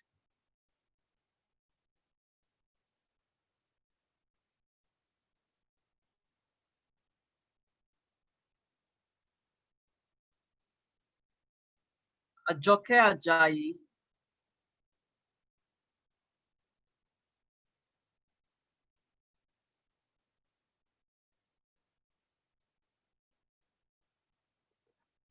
Okay, we move forward now because those we invited to speak are unable to speak at this time. If we have a bit of time before the end of the meeting, we may invite them. But I will start now, sending the questions back to our panelists, the questions around, can we, engender attitudinal change towards less consumption of meat so that we can be more climate friendly? And how do we protect our cultural and built environment heritage? How do we do slum upgrading and renewal? And I would ask our various panelists and finally our keynote speaker to respond to the comments of others and respond to the questions, respond to the comments of the other panelists, and also share some final reflections. And I will start on this round with Erelu. Erelu, please. There was a question on how can traditional institutions work towards the slum removal of shanties. We would like your response to that, and also some final reflections as well as some responses to the comments of the other panelists. Thank you. I'm thinking in the line of the new normal. And I think the resultant of that experience, we are going to have many more unemployment, underemployment, even where you have opportunities. We will need to put more investment in place for infrastructure. And of course, I'm addressing the government on this. And then of course, there will be physical crisis. There'll be political changes. There'll be, of course, the result of climate change. And in addition, there'll be a whole lot of crime. So really, our efforts, this must be approached in a very holistic way. And if the traditional institution is going to be part of this, I am going to say something that may not be popular. You need to take the control from the local government away from the efforts of the traditional ruler. Because he gives me, as you have said before, is the closest to his people. He knows what their pains are. He knows areas of alleviation of their sufferings. And unless it's given room to breathe, it's going to be difficult to make contribution. And I mean, what Kabiyesi Oniru has done today, it's unusual. And if he hadn't used his wherewithal to achieve today, it probably would not have happened. And therefore, I would like, having identified the areas of problems, I would like to see the government really having a second look into the institution of the traditional institution. They are the bridge across times. They are the people who are there for all time, even during changes, political changes and all that. So really more attention should be paid to that sector as an instrument of growth for the economy, for the communities, even as Lagos, a mega city. I would want to see where we set up, or at least government should encourage and give support to the traditional ruler, especially the one in Iru State, to organize and to encourage public partnership projects, because that's when the people will benefit, the contribution to the economy, and Lagos, the greater Lagos, and the country. I want to see more support in implementing policies at all levels, because without that, it's going to be difficult for the traditional ruler to operate. We need to see continuity in policies at various transitions.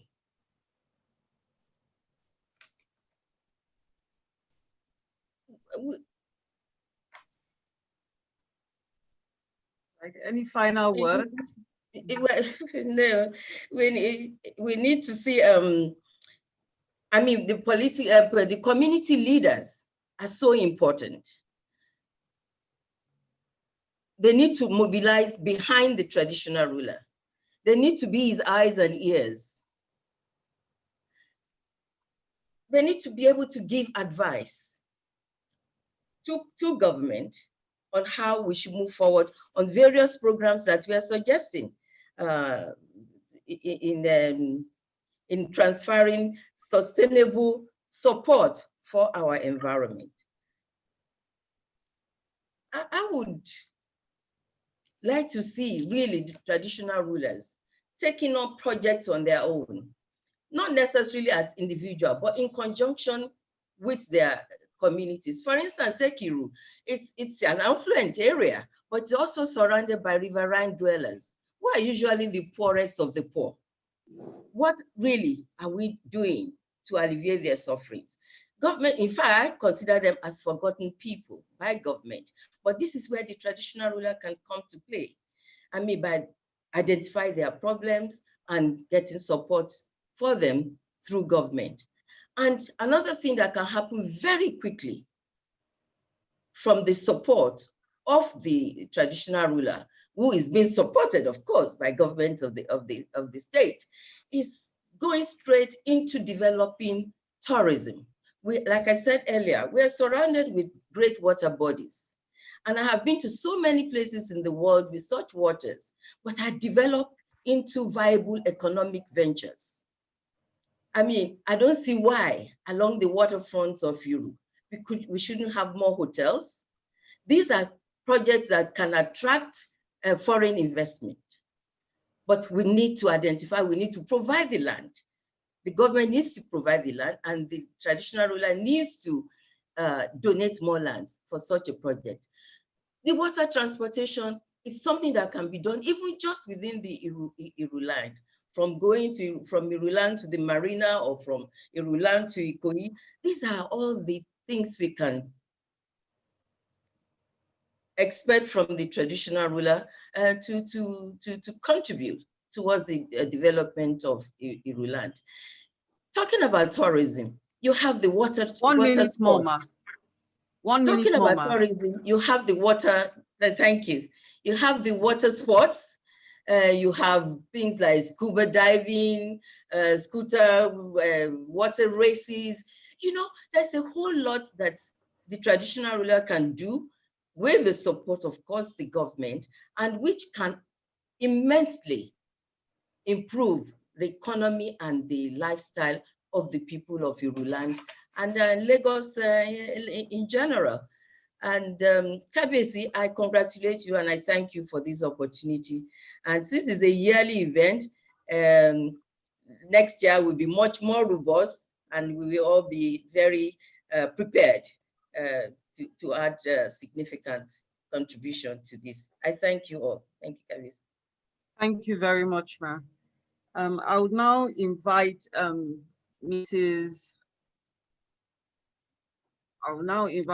Olaniyo to share some concluding reflections and also respond to the questions that have been posed from the chat room and some of the provocations from the other panelists.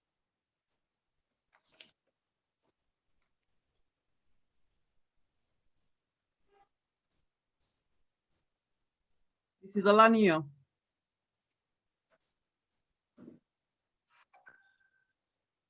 Yes, a quick win that will move Iru Kingdom forward is for KBC to set up an Iru Infrastructure Development Fund, and all the private sector players that operate within the kingdom should be part of setting up this fund, because this Infrastructure Development Fund will protect their investment, and then the improvement that would accrue to the society will positively affect their businesses and the welfare of their staff.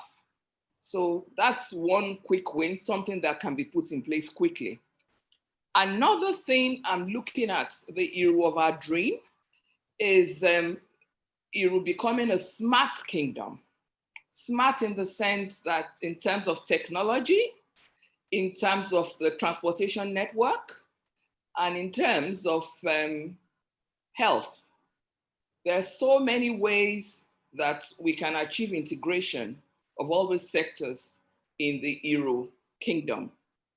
And because information and communication technology has made this very easy, I think it's about time we do the multi-stakeholder engagements from these respective sectors, get those who are opinion leaders to come together and see how we can use ICT to develop Iru.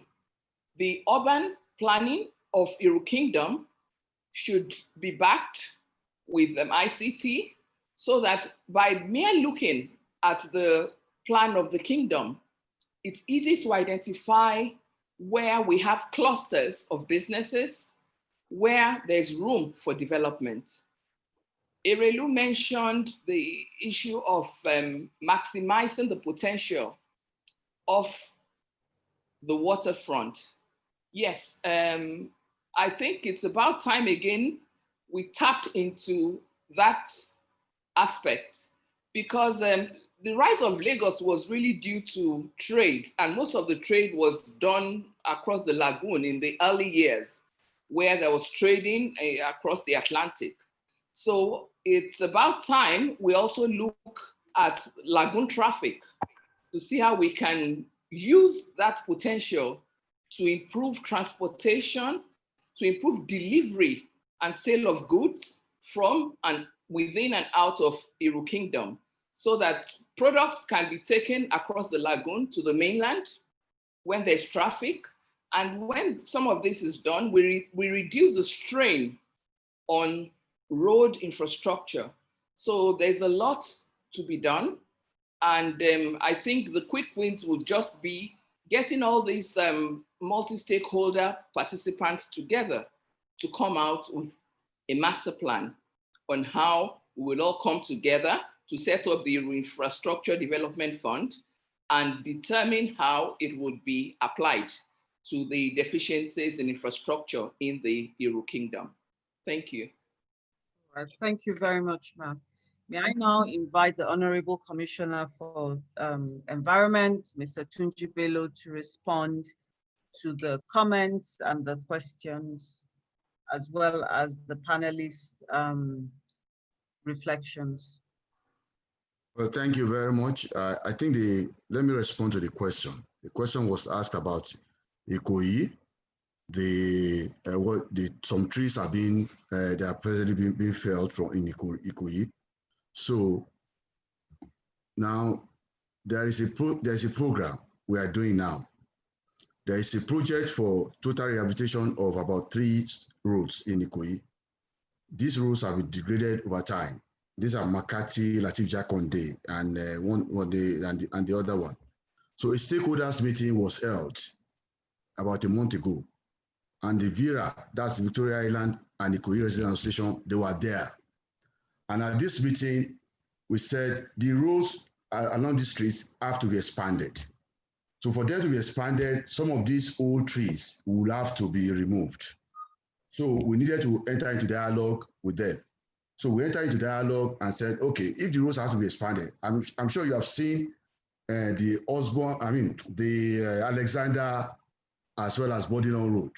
When that road was done, a lot of trees, a lot of trees were removed. And then when those trees were removed and so on, when the roads was expanded and completed with new trees, those trees have grown now. So at that meeting, which was a month ago, which we held, as well as those concerned, we promise that the trees that are being removed will be replaced when the road is completed. Julius Baja, representative with the Atlantic Construction Company, they were there. The VIRA, they were there. The Minister of Works, they were represented, and everybody was represented, and we agreed that this will be done. So that Julius Baja will now pay for the replacements of those trees along those streets. So and that is the agreement we have held. But unfortunately, some people who are not at that meeting, some of the residents, instead of coming to that meeting, they sent their drivers, they sent their security guards, they sent their messengers to come to that meeting. And many of them perhaps did not even give them a feedback. And so that is exactly what happened. So what we plan to do essentially is that when those roads when those roads are completed, they are going rehabilitation. They will be expanded. And so when they are completed, we are making a promise that those trees will be replaced, and just like we did at the Alexander as well as the Bodinong Road. Now let me come to the issue we are discussing. You know, at my last presentation, I spoke about need for Oniru land to have a charter. This is very, very important, given the failures that we experienced in Victoria Island and Ikoyi. And Ikoyi, one of the problems we have in Ikoyi and Victoria Island is that there is not much responsibility on the part of the residents, so that to be able to actually supervise and monitor the developments along the line. That's why you have all sorts of things coming up there. In order to prevent that, something like that happening in Oniru land as presently exists. Oniru land is an affluent society, I would say it's an affluent society anyway, or affluent community. So, and it's bordered by Victoria Island, and it's also bordered by Lekki, and then on the northern part, you have the Atlantic Ocean. They have a good environment for them to be able to plan very well and so on. So we're saying that let us make Oniru a model city. And how do you do this? You can the state government and say, okay, all the physical and environmental responsibilities will be undertaken by Oniru. So that, and that has to be in conjunction, joined to the approval of the Lagos State government. And we are saying that the charter will provide a preliminary delineation of roles and responsibilities, outlines the project's key goals, identify the main stakeholders, and defines the authority of the project manager. The charter will help to avoid identify pitfalls that the present cities we have in Lagos experience. Now, for you to build in Oniru City,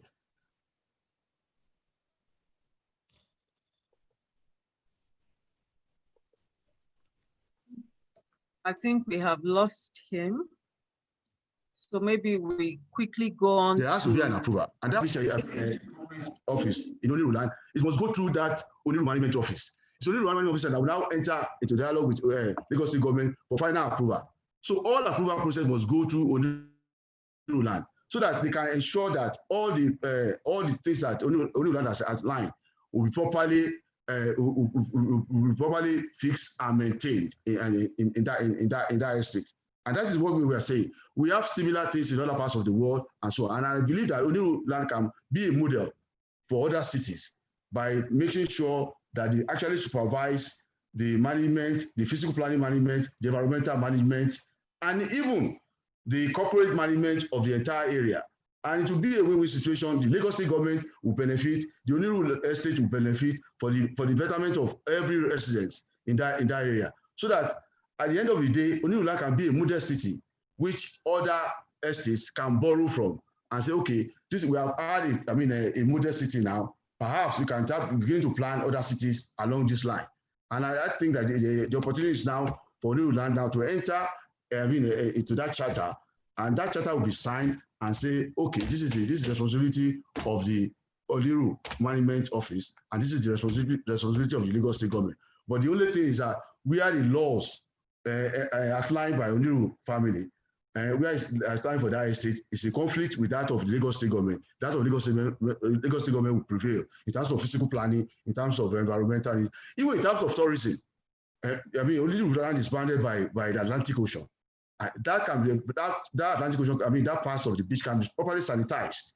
And when it's properly sanitized and then you put a proper management into the place and so on, it becomes a tourist place.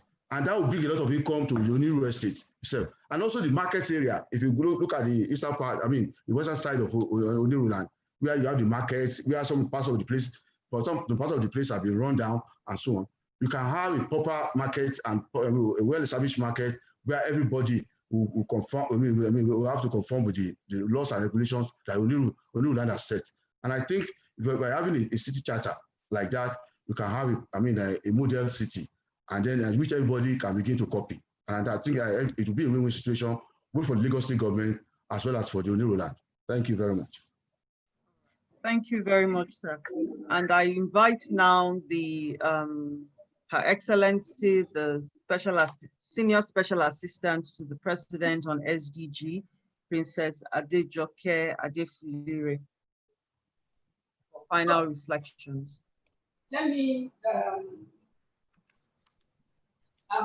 reflect on the questions, and then I'll come to the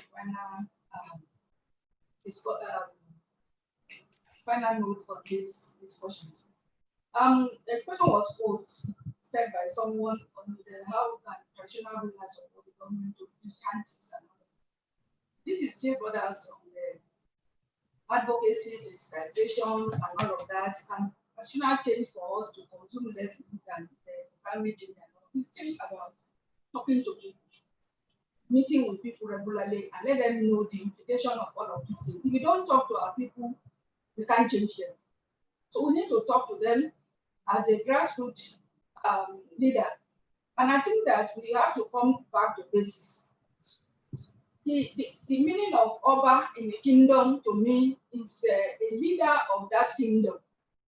And the government of Lagos State has given the instrument of office for an Oba to be the head of that community and the representative of government and that community. So working with government by any Oba and Oniru inclusive is not a difficult thing to do. like Honorable Commissioner for Environment said, that we need to sit down together, look at the laws of Lagos to get acquainted with the law of Lagos State. And there's I'm sure we will not have much problem because it was part of the government before and still part of the government now. So if you know what the policy of government, and that's why I refer to those 16 of SDGs, peace, justice, and strong institution, law and order. And I know when there's law and order, nobody can build anyhow. There can't be shanties, and there cannot be environmental degradation because you can't do whatever you like. You must obey the law of the land. So we must make sure that the law is very strong. Otherwise, we don't achieve the SDG by having peace, there can be prosperity. You know, and if there's no peace, how there will be. Now we have all what we have achieved for many years now with the herdsmen, Northeast problem, militancy, Boko Haram has eroded all. So there must be peace. And when there is peace, there will be progress. Foreign investors will come, local investors will develop. And there will be justice. That if you do this, you face the law. The law must be very strong, and that's why law and order is very key in all of this. And I think that back to basic thing, traditional ruler must come back to take their place and ensure that they are representative of government in their local domain, and ensure that they work closely with the government and attract investment, development for their locality. Private sector are looking up to Kabiyesi. I'm sure Oniru cannot call anybody to come and help support community and say no. If the law that does this, I'm sure that using the law of Lagos State of public-private partnership will help. So it will be a bottom-up approach, working with governments and working with the private sector, civil society organization, building school, building institution, academia, and all of the rest. So they are having this fund, and it's still with them. They don't know what to do with it, but we need to use what we have to get what we want. So we need our traditional ruler to take their places now, working with the government of the state to better the lot of their different communities and better the lot of Lagos State in general. So the Commissioner for Environment has spoken about the master plan of the Iru Kingdom, which can be developed. So I make as a model. And my office is ready to work with Iru land and through the Lagos State government to contribute our own little quota to the development of Iru. But we must be ready to work to get our people out of poverty and ensure that there is prosperity in our land. So all of these things is about partnership. All about the partnership with the government of Lagos State, working for its subjects, partner with private sector to develop the community, partner with civil society, development partners, academia, and all of that. We generate urban renewal in no time. And I'm sure that this is an eye-opener for all of us, working with Kabiyesi, and Kabiyesi can then be a model to other Kabiyesis in the state, and Lagos be a model to Nigerian state, other states in the federation, and we can go from there. Because the essence of all of this is to get the grassroots at the very lower level to understand what SDG is all about, what urban renewal is all about, new urban agenda is all about, and what was sustainable city is all about. So they must have understanding to be able to contribute to it. Everybody has contribution to make. The people of the land have contributed, but they must charge them to be able to make that contribution. So I'm sure that working together with all the stakeholders will take our rightful place.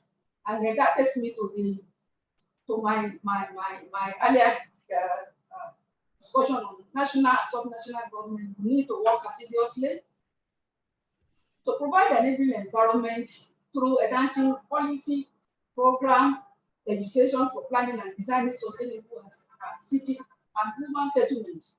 In addition, there will be a need for deploying concrete action and measures in a range of areas such as national urban policies, rules and regulations, urban planning and design, urban basic services, housing and storm upgrade, risk reduction, and resilient capacity development for climate resilient mitigation and adaptation.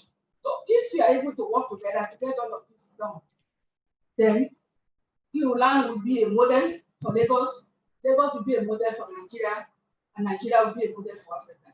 I thank you for inviting me to this meeting. It has been a wonderful experience working with my brothers, our keynote speaker. It's nice to see you. Thank you for your contribution. And KBC, long may you reign. I pray that the kingdom continue to be peaceful during your reign, and your subjects will continue to prosper. Thank you so much. God bless you. All right. Thank you very much, Princess Adejoke. And on this note, I will invite His Royal Majesty Oba Abdulwasiu Omogbolahan Lawal Abisogun II to give a response to all that has been said over the last 2 hours. Yeah, thank you very much. Thank you very much. I'm very pleased to have seen a lot of participants, the panelists that came on board this morning and to this afternoon. We give ourselves time limit of 2 hours, and we are already over 2 hours, 13 minutes. Thank you very much. Very engaging discussion. And I want to first thank the Vice President for coming on board, who the Minister of State, Honorable Minister Dako, represented. And I'm quite pleased to see Philip Rhodes, my lecturer. Philip, I'm pleased to see you, and I'm pleased that you have contributed immensely to what we have started today. You taught me Compass City, the dynamic cities, the smart cities, sustainable cities, as your student at the London School of Economics at the LSE Cities Master's class. I'm quite happy to see you and your contribution, very valuable contributions. And I want to assure you that all what you mentioned today, we're going to warehouse all and see how we can start churning out the programs, projects, and ideas. And I'm quite pleased with the contribution of the Honorable Commissioner for the Environment on the charter city. You mentioned the Euro land coming up with, very robust management idea. And I want to assure you that I've already written to the Ministry of Fiscal Planning and Urban Development to see how Land can have its own fiscal planning permit, so that we can stop the growing of shanties in our communities. This will also this is also a good answer to what one of the participants mentioned, that how do we reduce shanties in our communities. The traditional institutions, as we all know, yes, we are naturally the landowners, but we are not in charge of the fiscal planning permit. But we want to see how we can start from Iruland, alluding with what Princess Adejoke Oreloku Adefulure, my darling sister, and yes, I said to Mr. President on SGG mentioned that the palace can work in close collaboration with the state, local government, and the state in generally. I want to assure all of us that I got everything. We took notes, and we are also going to start working with relevant stakeholders, the corporate entities around Iruland. And Iruland includes Victoria Island, and there are so many corporate organizations in this community, and a lot of them have also been contributing. We, as a matter of fact, we have already written to some construction companies to come up with a master plan in terms of infrastructural renewal for Iru, which I want to also reiterate that we are in tandem with some of the point raised, and Mr. Tunjibelo, your points are well noted. And this note, I want to also thank my darling sister, Princess Adejoke Orelope. We will work with you. You're going to get our letter soon and our ideas so that we can flesh up our ideas with you and see how Iruland and Lagos State and indeed Nigeria can benefit from this, our dialogue. I promise, as we have said, this dialogue will continue. It's going to be a yearly basis, and we will always be there for pro-development, sustainable development in our communities and in cities. And community development is very key. Once we can get hold of the community, we will be able to reduce a lot of poverty. Data is very important. We want to make use of data. And at this point, we have started in Iruland. And my first 3 months, we were able to get into 3,142 households.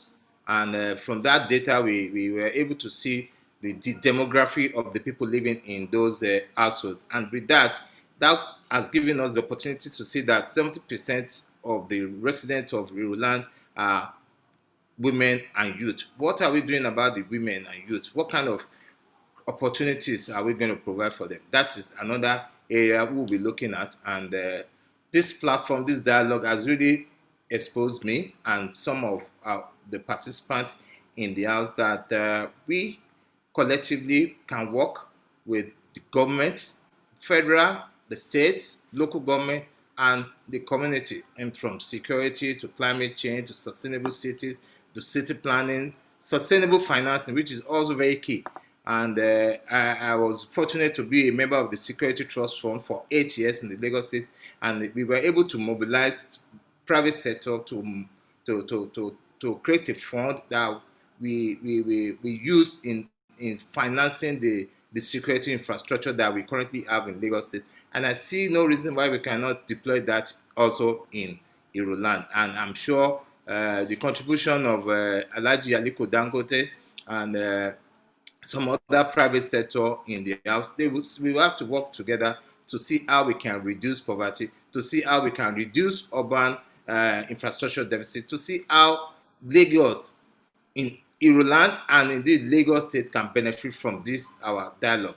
I'm very, very happy. I'm elated with the contribution of all. Philip Road, I want you to, on behalf of myself and the palace and the good people of Iruland, they extend my profound gratitude to all the people in the house, Savas, Ricky, Tony Tavas, and the rest, and some of my fellow participants at the LSC Executive Masters class. Some of them are online. I want to let them know that I'll always be your ambassador, and I'm going to keep the flag flying. That said, I want to thank Almighty Allah for making this happen, and I want to again thank Mr. Chairman, Mr. Awale Edun, who is also a member of the trustee, Mrs. Olaniyan, another member of the trustee, Sheyola Dejo, member of the trustee. That we have a whole lot of work. And to our moderator, Taibad Lawansin, I say Professor, we have a whole lot of work to do together. And next year, I'm sure the next edition will be a better one. And by that time, we will have we're going to have like a physical dialogue. And Philip Rook, I'm sure you want to come again. You come to Lagos, making maybe your second time or third time in Lagos, and so that we will be able to sit down together and we will do a tour together. The tourism of Lagos, the Iruland, is resident in here. The Atlantic Ocean is here, lagoon. We have not explored tourism enough, and it's part of the vision that I have, that we can generate a lot of revenue from tourism. And I'm going to work with the state government, I'm going to work with the federal government, and all the other major stakeholders in Iruland and Lagos State. That said, I'm very happy. I want to thank Kerelu, my darling mother, who has been very supportive since the day I was installed as the Oniru of Iruland. I'm very happy, and your contribution very, very, very, very, very robust, and from the weight of experience you have really shown, and your passion, that you are an environmentalist, you are a traditionalist, you are everything, one in one, and even an educationist. So thank you very much. And to all the other participants in the house, thank you very much. I want to assure all of us that this is the beginning, and the support of Mr. Governor, Mr. Babajide Olusola Sanwo-Olu, is very, very, very, very robust, and is so passionate about this dialogue. He would have come himself, but because of other emergencies that she needed to attend to. But Sholape is she's my darling sister, and ESCO members for almost 2 years together. And the chairman, Iru LCDA, we are also in the house. Thank you so very much. I want to say this in our Yoruba. Philip Rowe, you will not mind, and to say that delivery Arina Korea Koyabio Iru land a máa gbèjì owó, a máa gbèjì ọmọ o. Lénìí tá bẹ̀rẹ̀ program yìí, gbogbo wa tá wà níbà lénìí, we will grow in multiple numbers at the next edition. Thank you very much. Thank you very much, Kabiyesi. So on behalf of myself and my Olori, Miriam, I want to say thank you to everyone. Thank you very much. Thank you so much for your remarks, Kabiyesi. I will now hand over the imaginary mic to our chairman, Mr. Olawale Edu, to close out the meeting. Thank you very much, Taibat. His Excellency, the Vice President, ably represented by the Honorable Minister of State for Environment, the Governor of Lagos, ably represented, the Honorable Ministers here present, the Honorable Commissioners, and of course, Her Excellency Adejoke Orelepe Adefulire, the SSA to the President on the all-important SSGs or SDGs, guest speaker and panelists, participants, most distinguished participants. It's been a very, very robust, as I said earlier, and I thought it would be very, very important engagement we've had today. We've heard people say that we hope it will be better next year. Well, I think we always want to do better, but it's been very, very good. Starting from Taibat, you've run the program today very, very well. It's always difficult to fit exactly within the time, but you've done fantastically well. And just a few, in closing, I would just first of all say that, we were told by the president of Dangote Industries that Iru Kingdom is in capable hands. I think we very much appreciate that from what we've heard today. Clearly, as Mr. Philip Root, or I'm sure it's Dr. Philip Root said, we are still at the emergency stage of this COVID-19 pandemic, and we have to bear in mind that there are things that we need to do before we can get to the exit stage, before we can even talk of the new normal. But having said that, there are still takeaways, there are quick wins that we can take from where we are at present. Some have been pointed out by my fellow trustee, Ms. Folusho Olaniyan, and the importance of partnerships has been mentioned. But most of all, I think what we can leave here with is the importance of consultation, the importance of education, informing ourselves, informing others. And for me, one of the quick wins, or one of the things that I think that we can do when I look at my own personal way of contributing to sustainability, is to immediately say no to plastic, single-use plastic bags. I just take the goods out and stuff them in my pocket or in my hand and reject the plastic. And I think that's one thing I'd like to leave us all with, especially the policymakers amongst us. But in general, I think we are very much attuned to the issue of sustainability in our cities. We've heard of the opportunities that we have, and we know the threats that exist. So it is for us all, as Her Royal Highness, the Erilu Kuti, has put it, we really need to take advantage of the traditional rulers in particular. So I'll just end on what they can do. So I will just end by congratulating His Royal Majesty Abdulwasiu Omogbola Lawal, the Oniru of Iru, for this fantastic engagement by his Foundation for Peace and Development. Thank you. Right, thank you very much, sir. And the chairman has said it, that we have to live intentionally and we have to be responsible to our environment. And I think those are good last words. The only thing I have to add is we invite you to the next dialogue when we reconvene by the grace of God physically sometime next year. So thank you and enjoy the rest of your day and your weekend. All right, bye-bye.